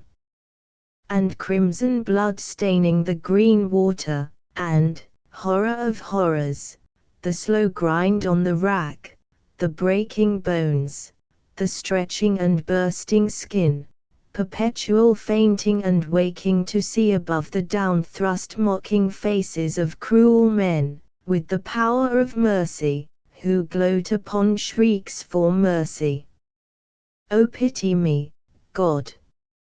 O God, make tolerable the end that awaits for me, and give me courage to die when the time comes as it must, however it comes, that I shrink not nor scream, gripped by the jaws of the vice, for the thought of it turns me sick, and my heart stands still, knocks and stands still. O fearful, fearful shadow, kill me, let me die to escape the terror of thee. A tap. Come in. Oh, no, I am perfectly well, only a little tired. Take this one, it's softer. How are things going with you? Will you have some coffee? Well, of course it's trying sometimes, but never mind, it will probably be all right. Carry on, and keep cheerful. I shouldn't, if I were you, meet trouble halfway. It is always best to take everything as it comes. Contents /contents. P4 late snow. The heavy train through the dim country went rolling, interminably passing misty snow-covered ploughland ridges that merged in the snowy sky, came turning meadows, fences, came gullies and past, and ice-colored streams under frozen bridges. Across the traveling landscape evenly drooped and lifted the telegraph wires, thick ropes of snow in the windless air. They drooped and paused and lifted again to unseen summits, drawing the eyes and soothing them, often, to a drowsy stare.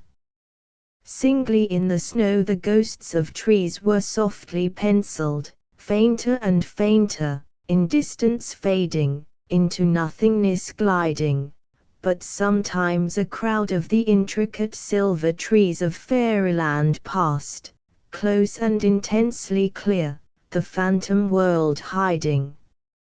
Oh, untroubled these moving mantled miles of shadowless shadows, and lovely the film of falling flakes, so wayward and slack, but I thought of many a mother bird screening her nestlings, sitting silent with wide bright eyes, snow on her back. Contents /contents. P4 Francis Brett Young. Seascape. Over that morn hung heaviness, until, near sunless noon, we heard the ship's bell beating a melancholy staccato on dead metal, saw the barefooted watch come running aft, felt, far below, the sudden telegraph jangle its harsh metallic challenge, thrice repeated, stand to. Half speed ahead. Slow. Stop her. They stopped. The plunging pistons sank like a stopped heart, she held, she swayed, a hulk, a hollow carcass of blistered iron that the grey-green, waveless, unruffled tropic waters slapped languidly.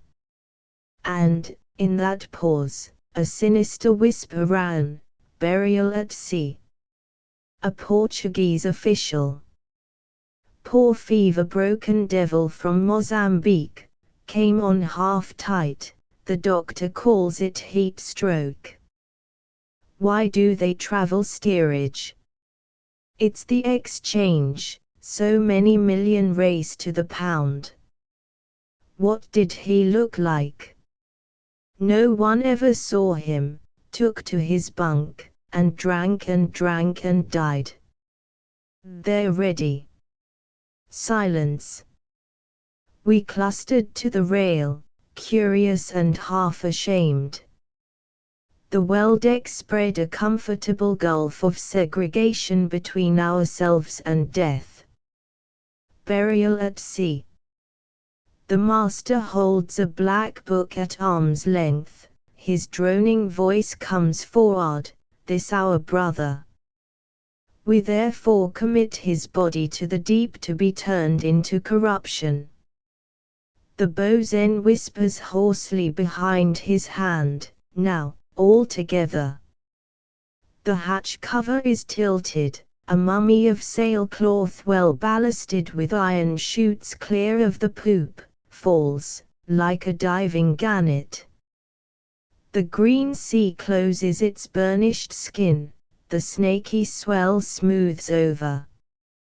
While he, the man of the steerage, goes down, feet foremost, sliding swiftly down the dim water, swift to escape those plunging shapes with pale, empurpled bellies that swirl and veer about him. He goes down unerringly, as though he knew the way through green, through gloom, to absolute watery darkness, where no weed sways nor curious fin quivers, to the sad, sunless deeps where, endlessly, a downward drift of death spreads its wan mantle in the wave-moulded valleys that shall enfold him till the sea give up its dead. There shall he lie dispersed amid great riches, such gold, such arrogance, so many bold hearts. All the sunken Amadas pressed to powder by weight of incredible seas. That mingled rack no livening sun shall visit till the crust of earth be riven, or this rolling planet reel on its axis, till the moon-chained tides, unloosed, deliver up that white Atlantis whose naked peaks shall bleach above the slaked thirst of Sahara, fringed by weedy tangles of Atlas's drowny cedars, frowning eastward to where the sands of India lie cold, and heaped Himalayas a rib of coral slowly uplifted, grain on grain. We dream too long. Another jangle of alarum stabs at the engines, slow. Half speed. Full speed. The great bearings rumble, the screw churns, frothing opaque water to downward swelling plumes milky as wood smoke. A shoal of flying fish spurts out like animate spray. The warm breeze wakens, and we pass on, forgetting, toward the solemn horizon of bronzed cumulus that bounds our brooding sea, gathering gloom that, when night falls, will dissipate in flaws of watery lightning, washing the hot sky, cleansing all hearts of heat and restlessness, until, with day, another blue be born.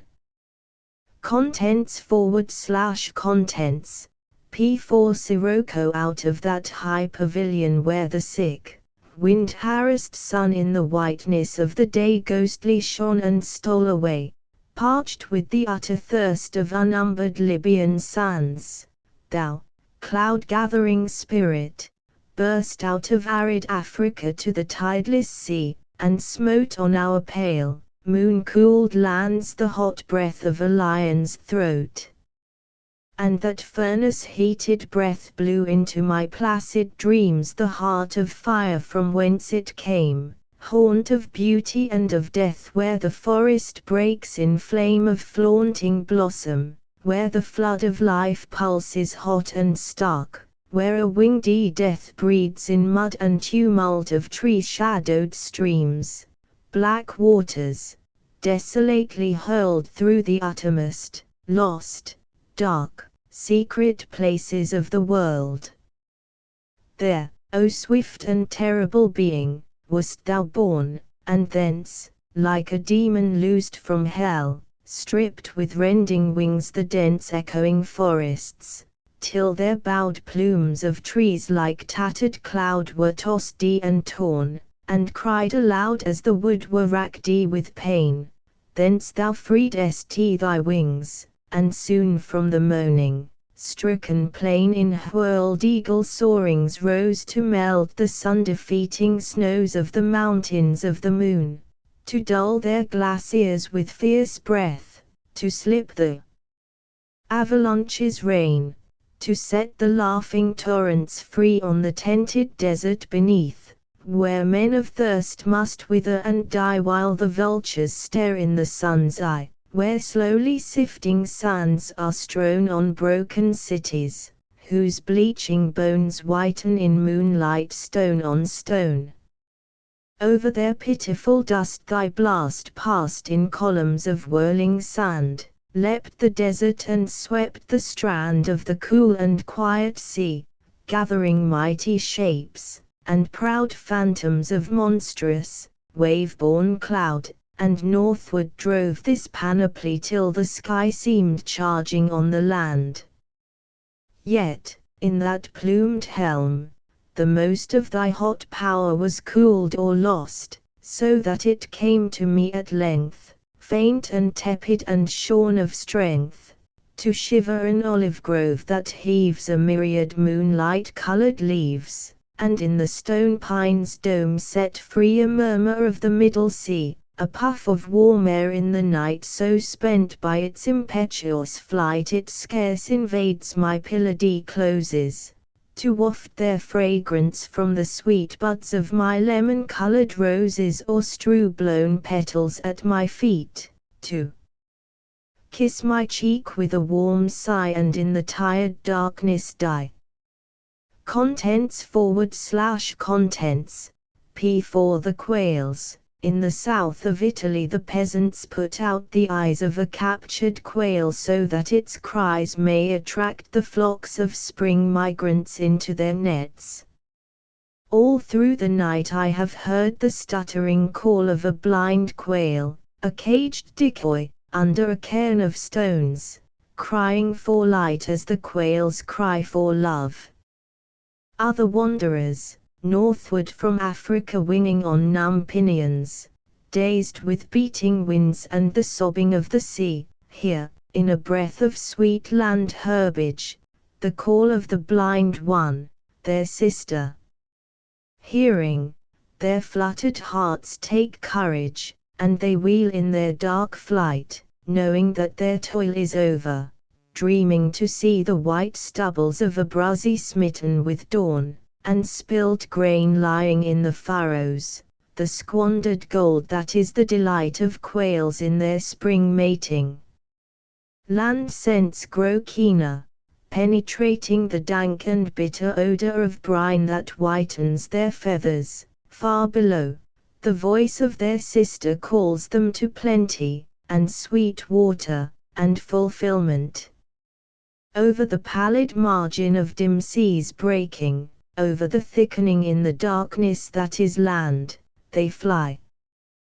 Their flight is ended. Wings beat no more. Downward they drift, one by one, like dark petals, slowly, listlessly falling into the mouth of horror, the nets, where men come trampling and crying with bright lanterns, plucking their weak, entangled claws from the meshes of net, clutching the soft brown bodies mottled with olive, crushing the warm, fluttering flesh, in hands stained with blood, till their quivering hearts are stilled, and the bright eyes, that are like a polished agate, glaze in death. But the blind one, in her wicker cage, without ceasing haunts this night of spring with her stuttering call, knowing nothing of the terror that walks in darkness, knowing only that some cruelty has stolen the light that is life, and that she must cry until she dies. I, in the darkness, heard, and my heart grew sick. but I know that tomorrow a smiling peasant will come with a basket of quails wrapped in vine leaves, prodding them with blood-stained fingers, saying, "Signor, you must cook them thus, and thus, with a sprig of basil inside them." And I shall thank him, carrying the piteous carcasses into the kitchen without a pang, without shame. Why should I be ashamed? Why should I rail against the cruelty of men? Why should I pity, seeing that there is no cruelty which men can imagine to match the subtle dooms that are wrought against them by blind spores of pestilence, seeing that each of us, allured by dim hopes, flutters in the toils of death on a cold star that is spinning blindly through space into the nets of time? So cried I, bitterly thrusting pity aside, closing my lids to sleep. But sleep came not, and pity, with sad eyes, crept to my side, and told me that the life of all creatures is brave and pitiful, whether they be men, with dark thoughts to vex them, or birds, wheeling in the swift joys of flight, or brittle ephemerids, spinning to death in the haze of gold that quivers on dim evening waters, nor would she be denied. The harshness died within me, and my heart was caught and fluttered like the palpitant heart of a brown quail, flying to the call of her blind sister, and death, in the spring night. Contents P4 Song at Santa Cruz. Were there lovers in the lanes of Atlantis, meeting lips and twining fingers in the mild Atlantis springtime? How should I know if there were lovers in the lanes of Atlantis when the dark sea drowned her mountains many ages ago? Were there poets in the paths of Atlantis, eager poets, seeking beauty to adorn the women they worshipped? How can I say if there were poets in the paths of Atlantis? For the waters that drowned her mountains washed their beauty away.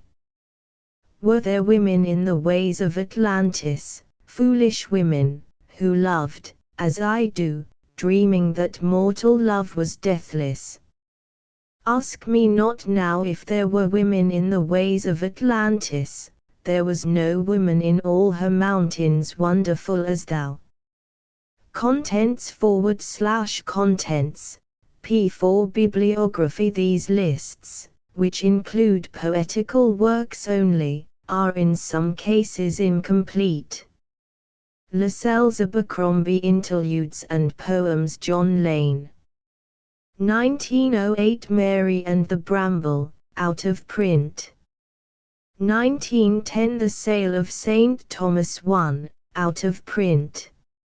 1911 Emblems of Love. John Lane. 1912 Deborah, 3-act play, John Lane. 1913 4 short plays. Martin Seeker. 1922 Martin Armstrong Exodus and Other Poems. Linwood and Company. 1912 30 New Poems. Chapman and Hall. 1918 The Buzzards. Martin Seeker. 1921 Edmund Blunden The Wagoner. Sidgwick and Jackson. 1920 The Shepherd. R. Cobden Sanderson. 1922 William H. Davies The Soul's Destroyer. Jonathan Cape.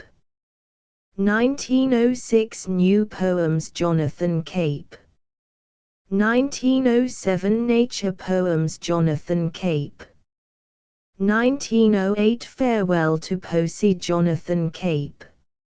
1910 Songs of Joy. Jonathan Cape.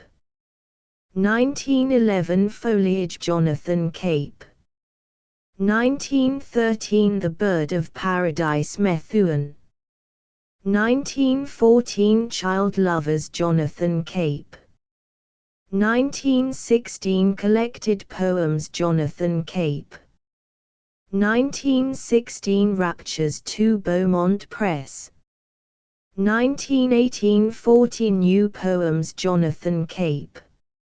1918 The Song of Life Jonathan Cape. 1920 The Hour of Magic Jonathan Cape.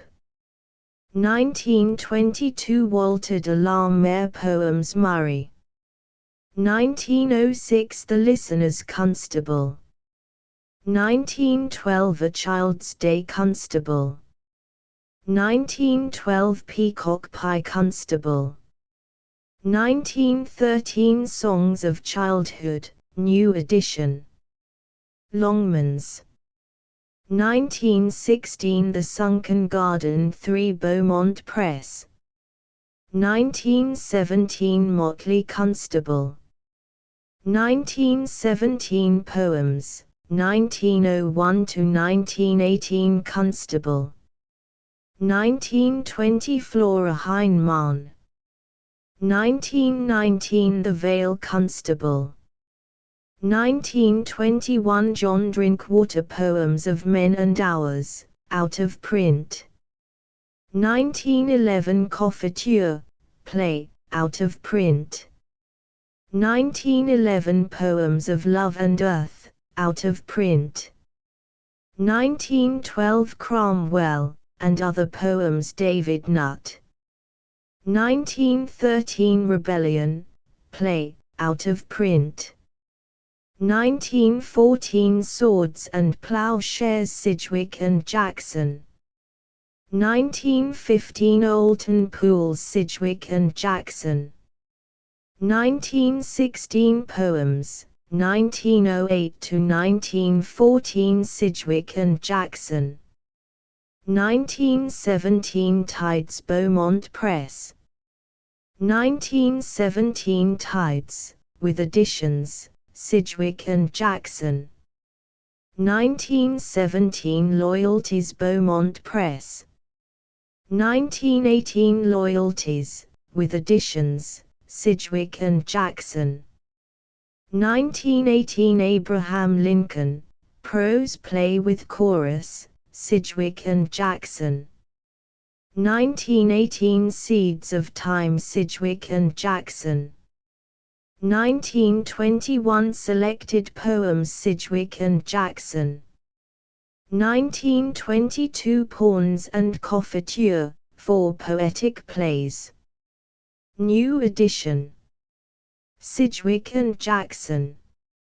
1922 Preludes, 1921-1922, in preparation, John Freeman 20 Poems Gay and Hancock.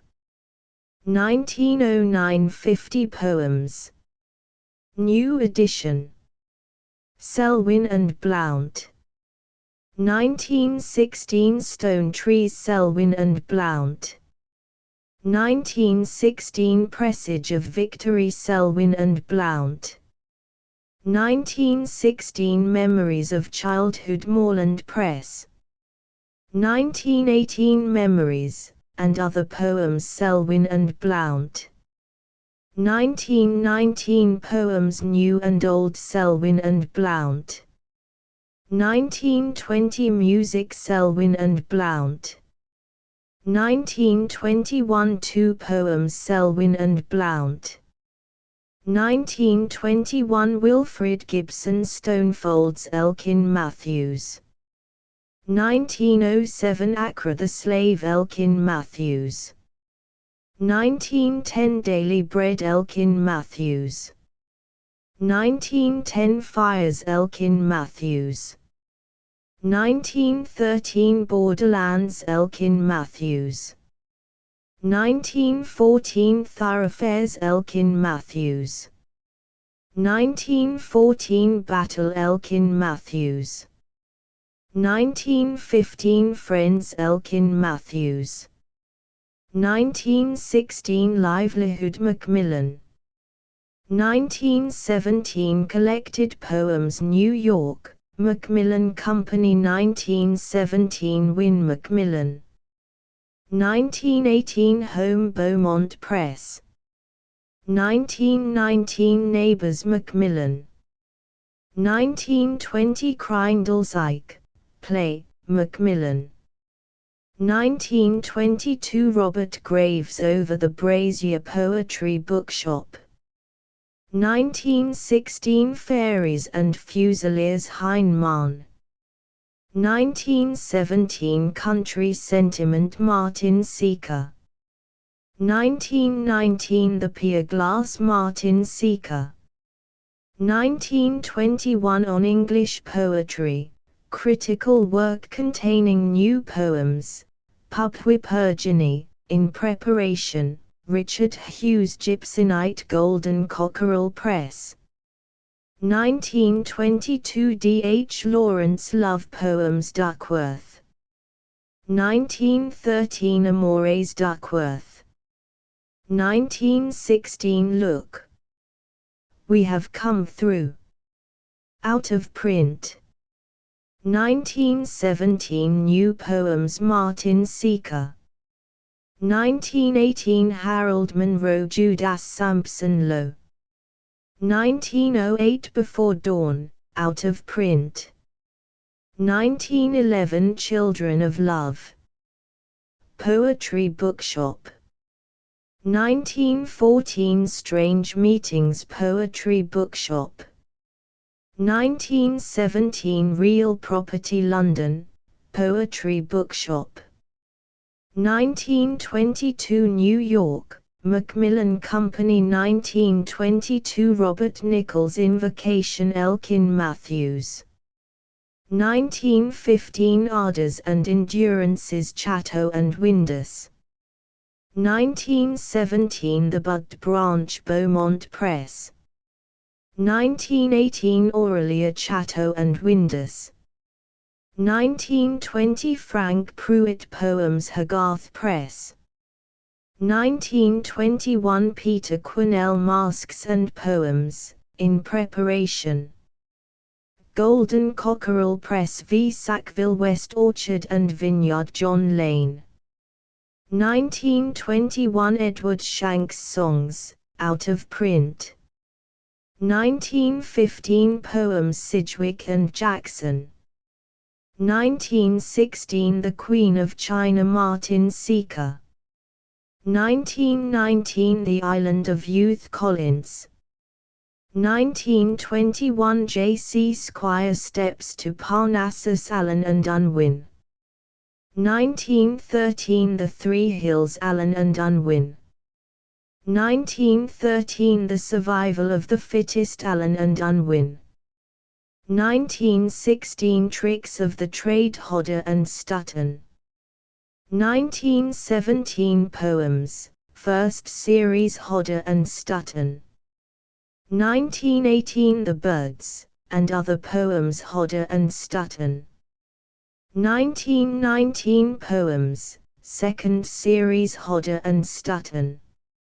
1922 Francis Brett Young 5 Degrees South Martin Seeker. 1917 Poems, 1916 to 1918 Collins.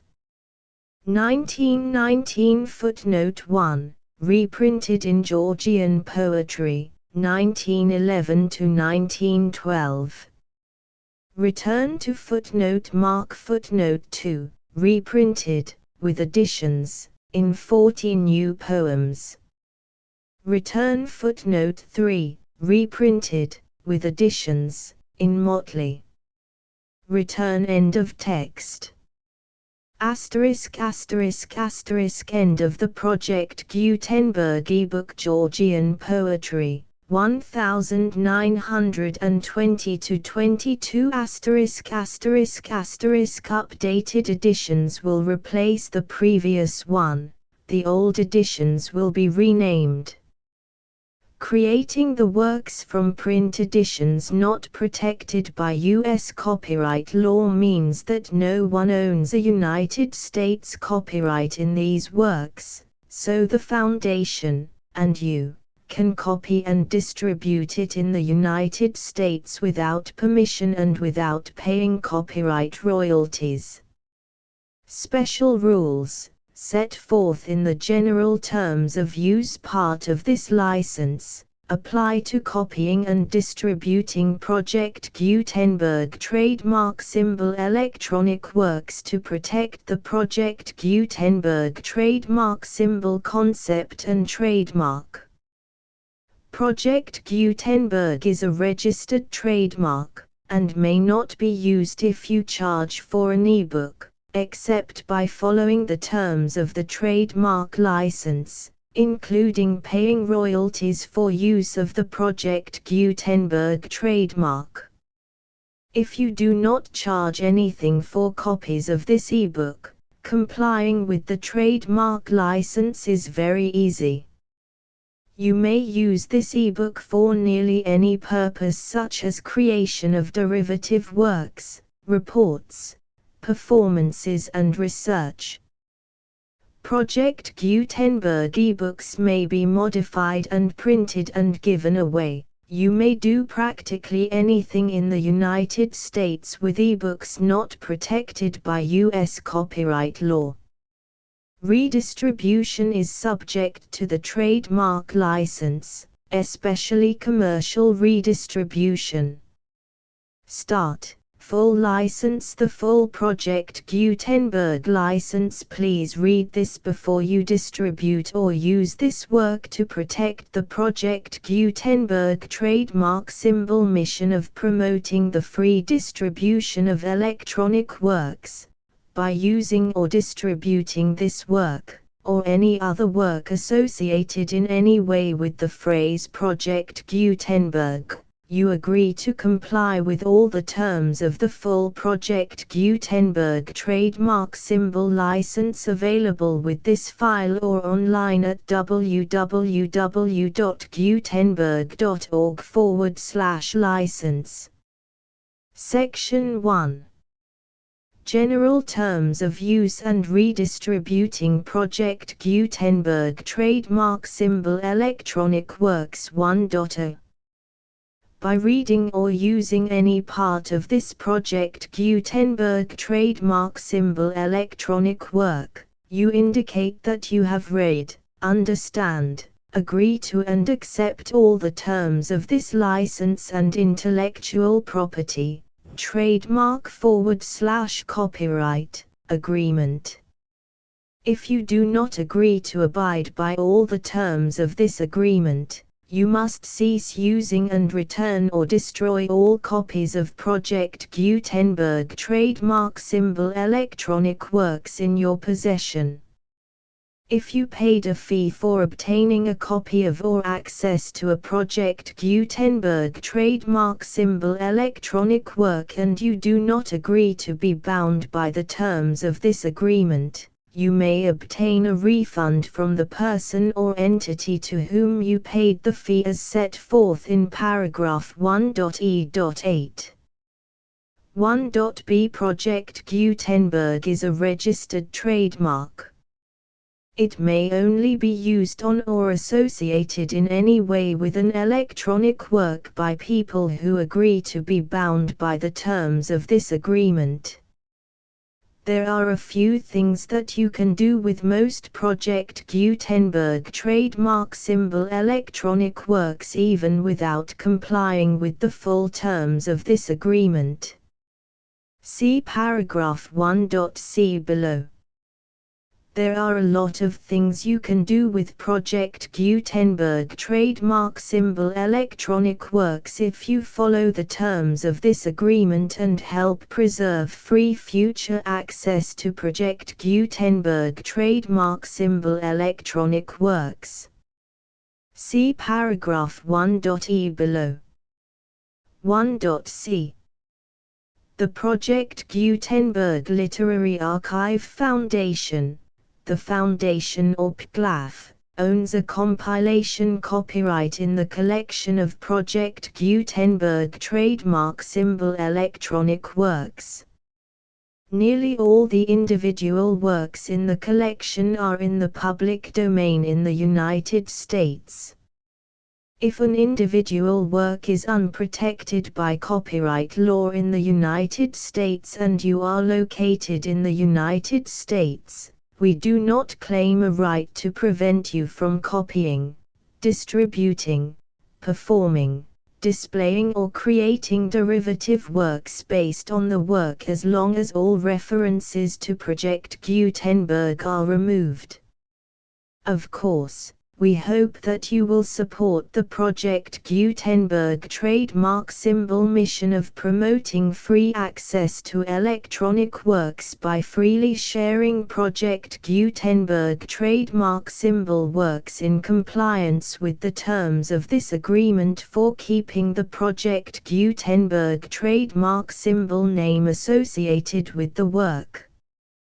You can easily comply with the terms of this agreement by keeping this work in the same format with its attached full Project Gutenberg trademark symbol license when you share it without charge with others. 1.d.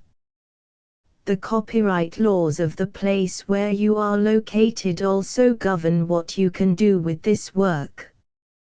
Copyright laws in most countries are in a constant state of change.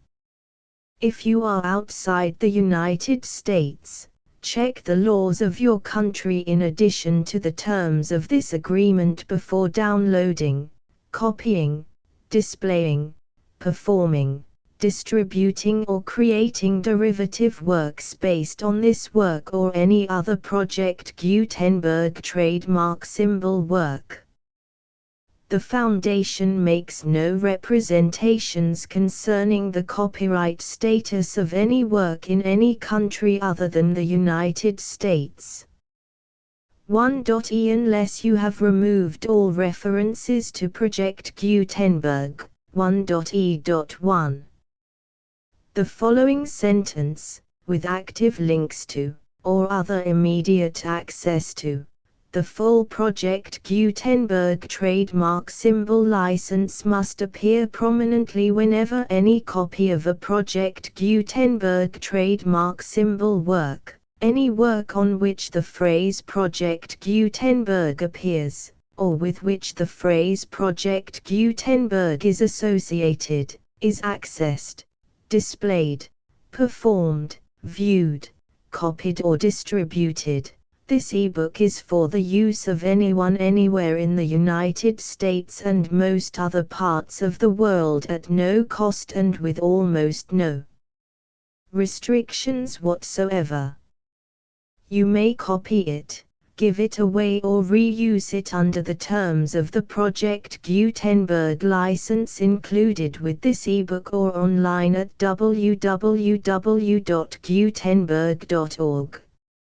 If you are not located in the United States, you will have to check the laws of the country where you are located before using this ebook. 1.e.2. If an individual Project Gutenberg trademark symbol electronic work is derived from texts not protected by U.S. copyright law, does not contain a notice indicating that it is posted with permission of the copyright holder, the work can be copied and distributed to anyone in the United States without paying any fees or charges. If you are redistributing or providing access to a work with the phrase Project Gutenberg associated with or appearing on the work, you must comply either with the requirements of paragraphs 1.e.1 through 1.e.7 or obtain permission for the use of the work and the Project Gutenberg trademark symbol trademark as set forth in paragraphs 1.e.8 or 1.e.9. 1.e.3. If an individual Project Gutenberg trademark symbol electronic work is posted with the permission of the copyright holder, your use and distribution must comply with both paragraphs 1.e.1 through 1.e.7 and any additional terms imposed by the copyright holder.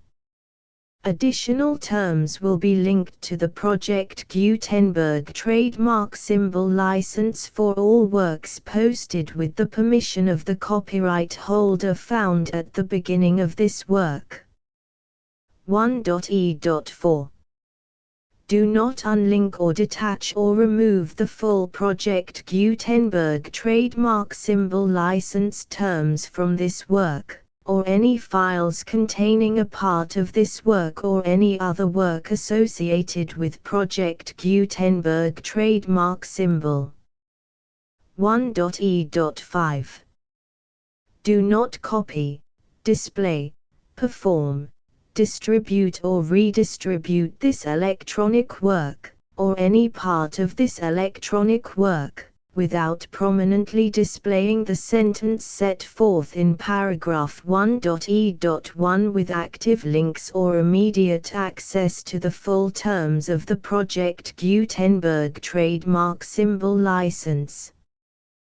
1.e.6 You may convert to and distribute this work in any binary, compressed, marked up, non-proprietary or proprietary form, including any word processing or hypertext form. However, if you provide access to or distribute copies of a Project Gutenberg trademark symbol work in a format other than plain vanilla ASCII or other format used in the official version posted on the official Project Gutenberg trademark symbol website, www.gutenberg.org, you must, at no additional cost, fee or expense to the user, provide a copy, a means of exporting a copy, or a means of obtaining a copy upon request, of the work in its original plain vanilla ASCII or other form. Any alternate format must include the full Project Gutenberg trademark symbol license as specified in paragraph 1.e.1. 1.e.7 Do not charge a fee for access to, viewing, displaying, performing, copying or distributing any Project Gutenberg trademark symbol works unless you comply with paragraph 1.e.8 or 1.e.9. 1.e.8 You may charge a reasonable fee for copies of or providing access to or distributing Project Gutenberg trademark symbol electronic works provided that you pay a royalty fee of 20% of the gross profits you derive from the use of Project Gutenberg trademark symbol works calculated using the method you already use to calculate your applicable taxes. The fee is owed to the owner of the Project Gutenberg trademark symbol trademark, but he has agreed to donate royalties under this paragraph to the Project Gutenberg Literary Archive Foundation. Royalty payments must be paid within 60 days following each date on which you prepare, or are legally required to prepare, your periodic tax returns. Royalty payments should be clearly marked as such and sent to the Project Gutenberg Literary Archive Foundation at the address specified in Section 4, Information about donations to the Project Gutenberg Literary Archive Foundation. You provide a full refund of any money paid by a user who notifies you in writing, or by email, within 30 days of receipt that he does not agree to the terms of the full Project Gutenberg trademark symbol license. You must require such a user to return or destroy all copies of the works possessed in a physical medium and discontinue all use of and all access to other copies of Project Gutenberg trademark symbol works. You provide, in accordance with paragraph 1.f.3, a full refund of any money paid for a work or a replacement copy, If a defect in the electronic work is discovered and reported to you within 90 days of receipt of the work, you comply with all other terms of this agreement for free distribution of Project Gutenberg trademark symbol works. 1.e.9. If you wish to charge a fee or distribute a Project Gutenberg trademark symbol electronic work or group of works on different terms than are set forth in this agreement, you must obtain permission in writing from the Project Gutenberg Literary Archive Foundation, the manager of the Project Gutenberg trademark symbol trademark.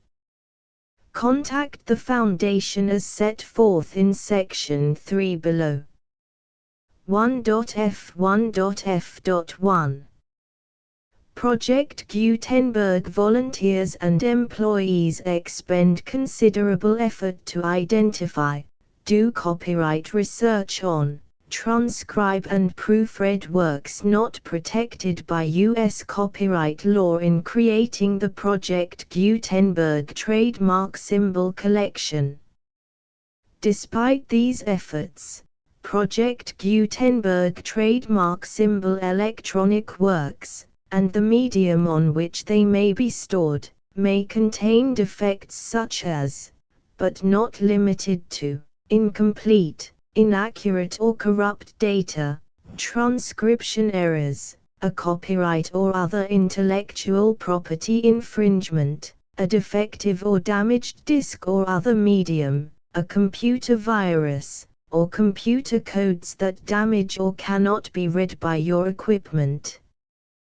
1.f.2 Limited warranty, disclaimer of damages, except for the right of replacement or refund described in paragraph 1.f.3, the Project Gutenberg Literary Archive Foundation, the owner of the Project Gutenberg trademark symbol trademark, and any other party distributing a Project Gutenberg trademark symbol electronic work under this agreement, disclaim all liability to you for damages, costs and expenses, including legal fees. You agree that you have no remedies for negligence, strict liability, breach of warranty or breach of contract except those provided in paragraph 1.f.3. You agree that the Foundation, the trademark owner, and any distributor under this agreement will not be liable to you for actual, direct, indirect, consequential, punitive or incidental damages even if you give notice of the possibility of such damage. 1.f.3 Limited right of replacement or refund. If you discover a defect in this electronic work within 90 days of receiving it, you can receive a refund of the money, if any, you paid for it by sending a written explanation to the person you received the work from. If you received the work on a physical medium, you must return the medium with your written explanation. The person or entity that provided you with the defective work may elect to provide a replacement copy in lieu of a refund.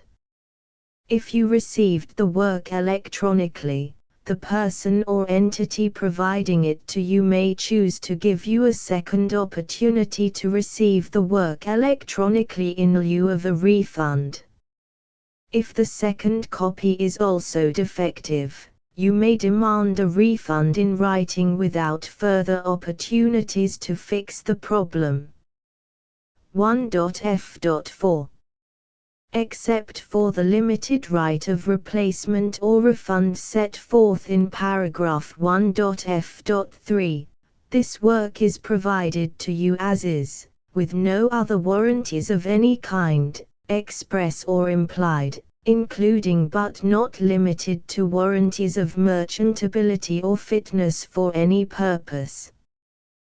1.f.5 Some states do not allow disclaimers of certain implied warranties or the exclusion or limitation of certain types of damages. If any disclaimer or limitation set forth in this agreement violates the law of the state applicable to this agreement, the agreement shall be interpreted to make the maximum disclaimer or limitation permitted by the applicable state law. The invalidity or unenforceability of any provision of this agreement shall not void the remaining provisions. 1.f.6 Indemnity. You agree to indemnify and hold the foundation, the trademark owner, any agent or employee of the foundation, anyone providing copies of Project Gutenberg trademark symbol electronic works in accordance with this agreement, and any volunteers associated with the production, promotion and distribution of Project Gutenberg trademark symbol electronic works, harmless from all liability, costs and expenses, including legal fees, that arise directly or indirectly from any of the following which you do or cause to occur. A. Distribution of this or any Project Gutenberg trademark symbol work. B. Alteration, modification, or additions or deletions to any Project Gutenberg trademark symbol work, and C. Any defect you cause. Section 2. Information about the mission of Project Gutenberg trademark symbol. Project Gutenberg trademark symbol is synonymous with the free distribution of electronic works in formats readable by the widest variety of computers, including obsolete, old, middle-aged and new computers. It exists because of the efforts of hundreds of volunteers and donations from people in all walks of life. Volunteers and financial support to provide volunteers with the assistance they need are critical to reaching Project Gutenberg trademark symbol's goals and ensuring that the Project Gutenberg trademark symbol collection will remain freely available for generations to come. In 2001, the Project Gutenberg Literary Archive Foundation was created to provide a secure and permanent future for Project Gutenberg trademark symbol and future generations. To learn more about the Project Gutenberg Literary Archive Foundation and how your efforts and donations can help, see sections 3 and 4 and the Foundation information page at www.gutenberg.org. Section 3. Information about the Project Gutenberg Literary Archive Foundation. The Project Gutenberg Literary Archive Foundation is a non-profit 501(c)(3) educational corporation organized under the laws of the state of Mississippi and granted tax-exempt status by the Internal Revenue Service. The Foundation's IN or Federal Tax Identification Number is 64-6221541. Contributions to the Project Gutenberg Literary Archive Foundation are tax-deductible to the full extent permitted by U.S. federal laws and your state's laws. The Foundation's business office is located at 809 North 1500 West, Salt Lake City, UT 84116. 801-596-1887. Email contact links and up-to-date contact information can be found at the Foundation's website and official page at www.gutenberg.org/contact section 4. Information about donations to the Project Gutenberg Literary Archive Foundation. Project Gutenberg trademark symbol depends upon and cannot survive without widespread public support and donations to carry out its mission of increasing the number of public domain and licensed works that can be freely distributed in machine-readable form accessible by the widest array of equipment, including outdated equipment. Many small donations, $1 to $5,000, are particularly important to maintaining tax-exempt status with the IRS. The Foundation is committed to complying with the laws regulating charities and charitable donations in all 50 states of the United States. Compliance requirements are not uniform and it takes a considerable effort, much paperwork and many fees to meet and keep up with these requirements. We do not solicit donations in locations where we have not received written confirmation of compliance. To send donations or determine the status of compliance for any particular state, visit www.gutenberg.org/donate. While we cannot and do not solicit contributions from states where we have not met the solicitation requirements, we know of no prohibition against accepting unsolicited donations from donors in such states who approach us with offers to donate. International donations are gratefully accepted, but we cannot make any statements concerning tax treatment of donations received from outside the United States. U.S. laws alone swamp our small staff. Please check the Project Gutenberg web pages for current donation methods and addresses. Donations are accepted in a number of other ways, including checks, online payments and credit card donations. To donate, please visit www.gutenberg.org/donate. Section 5. General information about Project Gutenberg trademark symbol. Electronic Works. Professor Michael S. Hart was the originator of the Project Gutenberg trademark symbol concept of a library of electronic works that could be freely shared with anyone. For 40 years, he produced and distributed Project Gutenberg trademark symbol ebooks with only a loose network of volunteer support. Project Gutenberg trademark symbol ebooks are often created from several printed editions, all of which are confirmed as not protected by copyright in the US unless a copyright notice is included. Thus, we do not necessarily keep ebooks in compliance with any particular paper edition. Most people start at our website, which has the main PG search facility, www.gutenberg.org. This website includes information about Project Gutenberg trademark symbol, including how to make donations to the Project Gutenberg Literary Archive Foundation, how to help produce our new ebooks, and how to subscribe to our email newsletter to hear about new ebooks.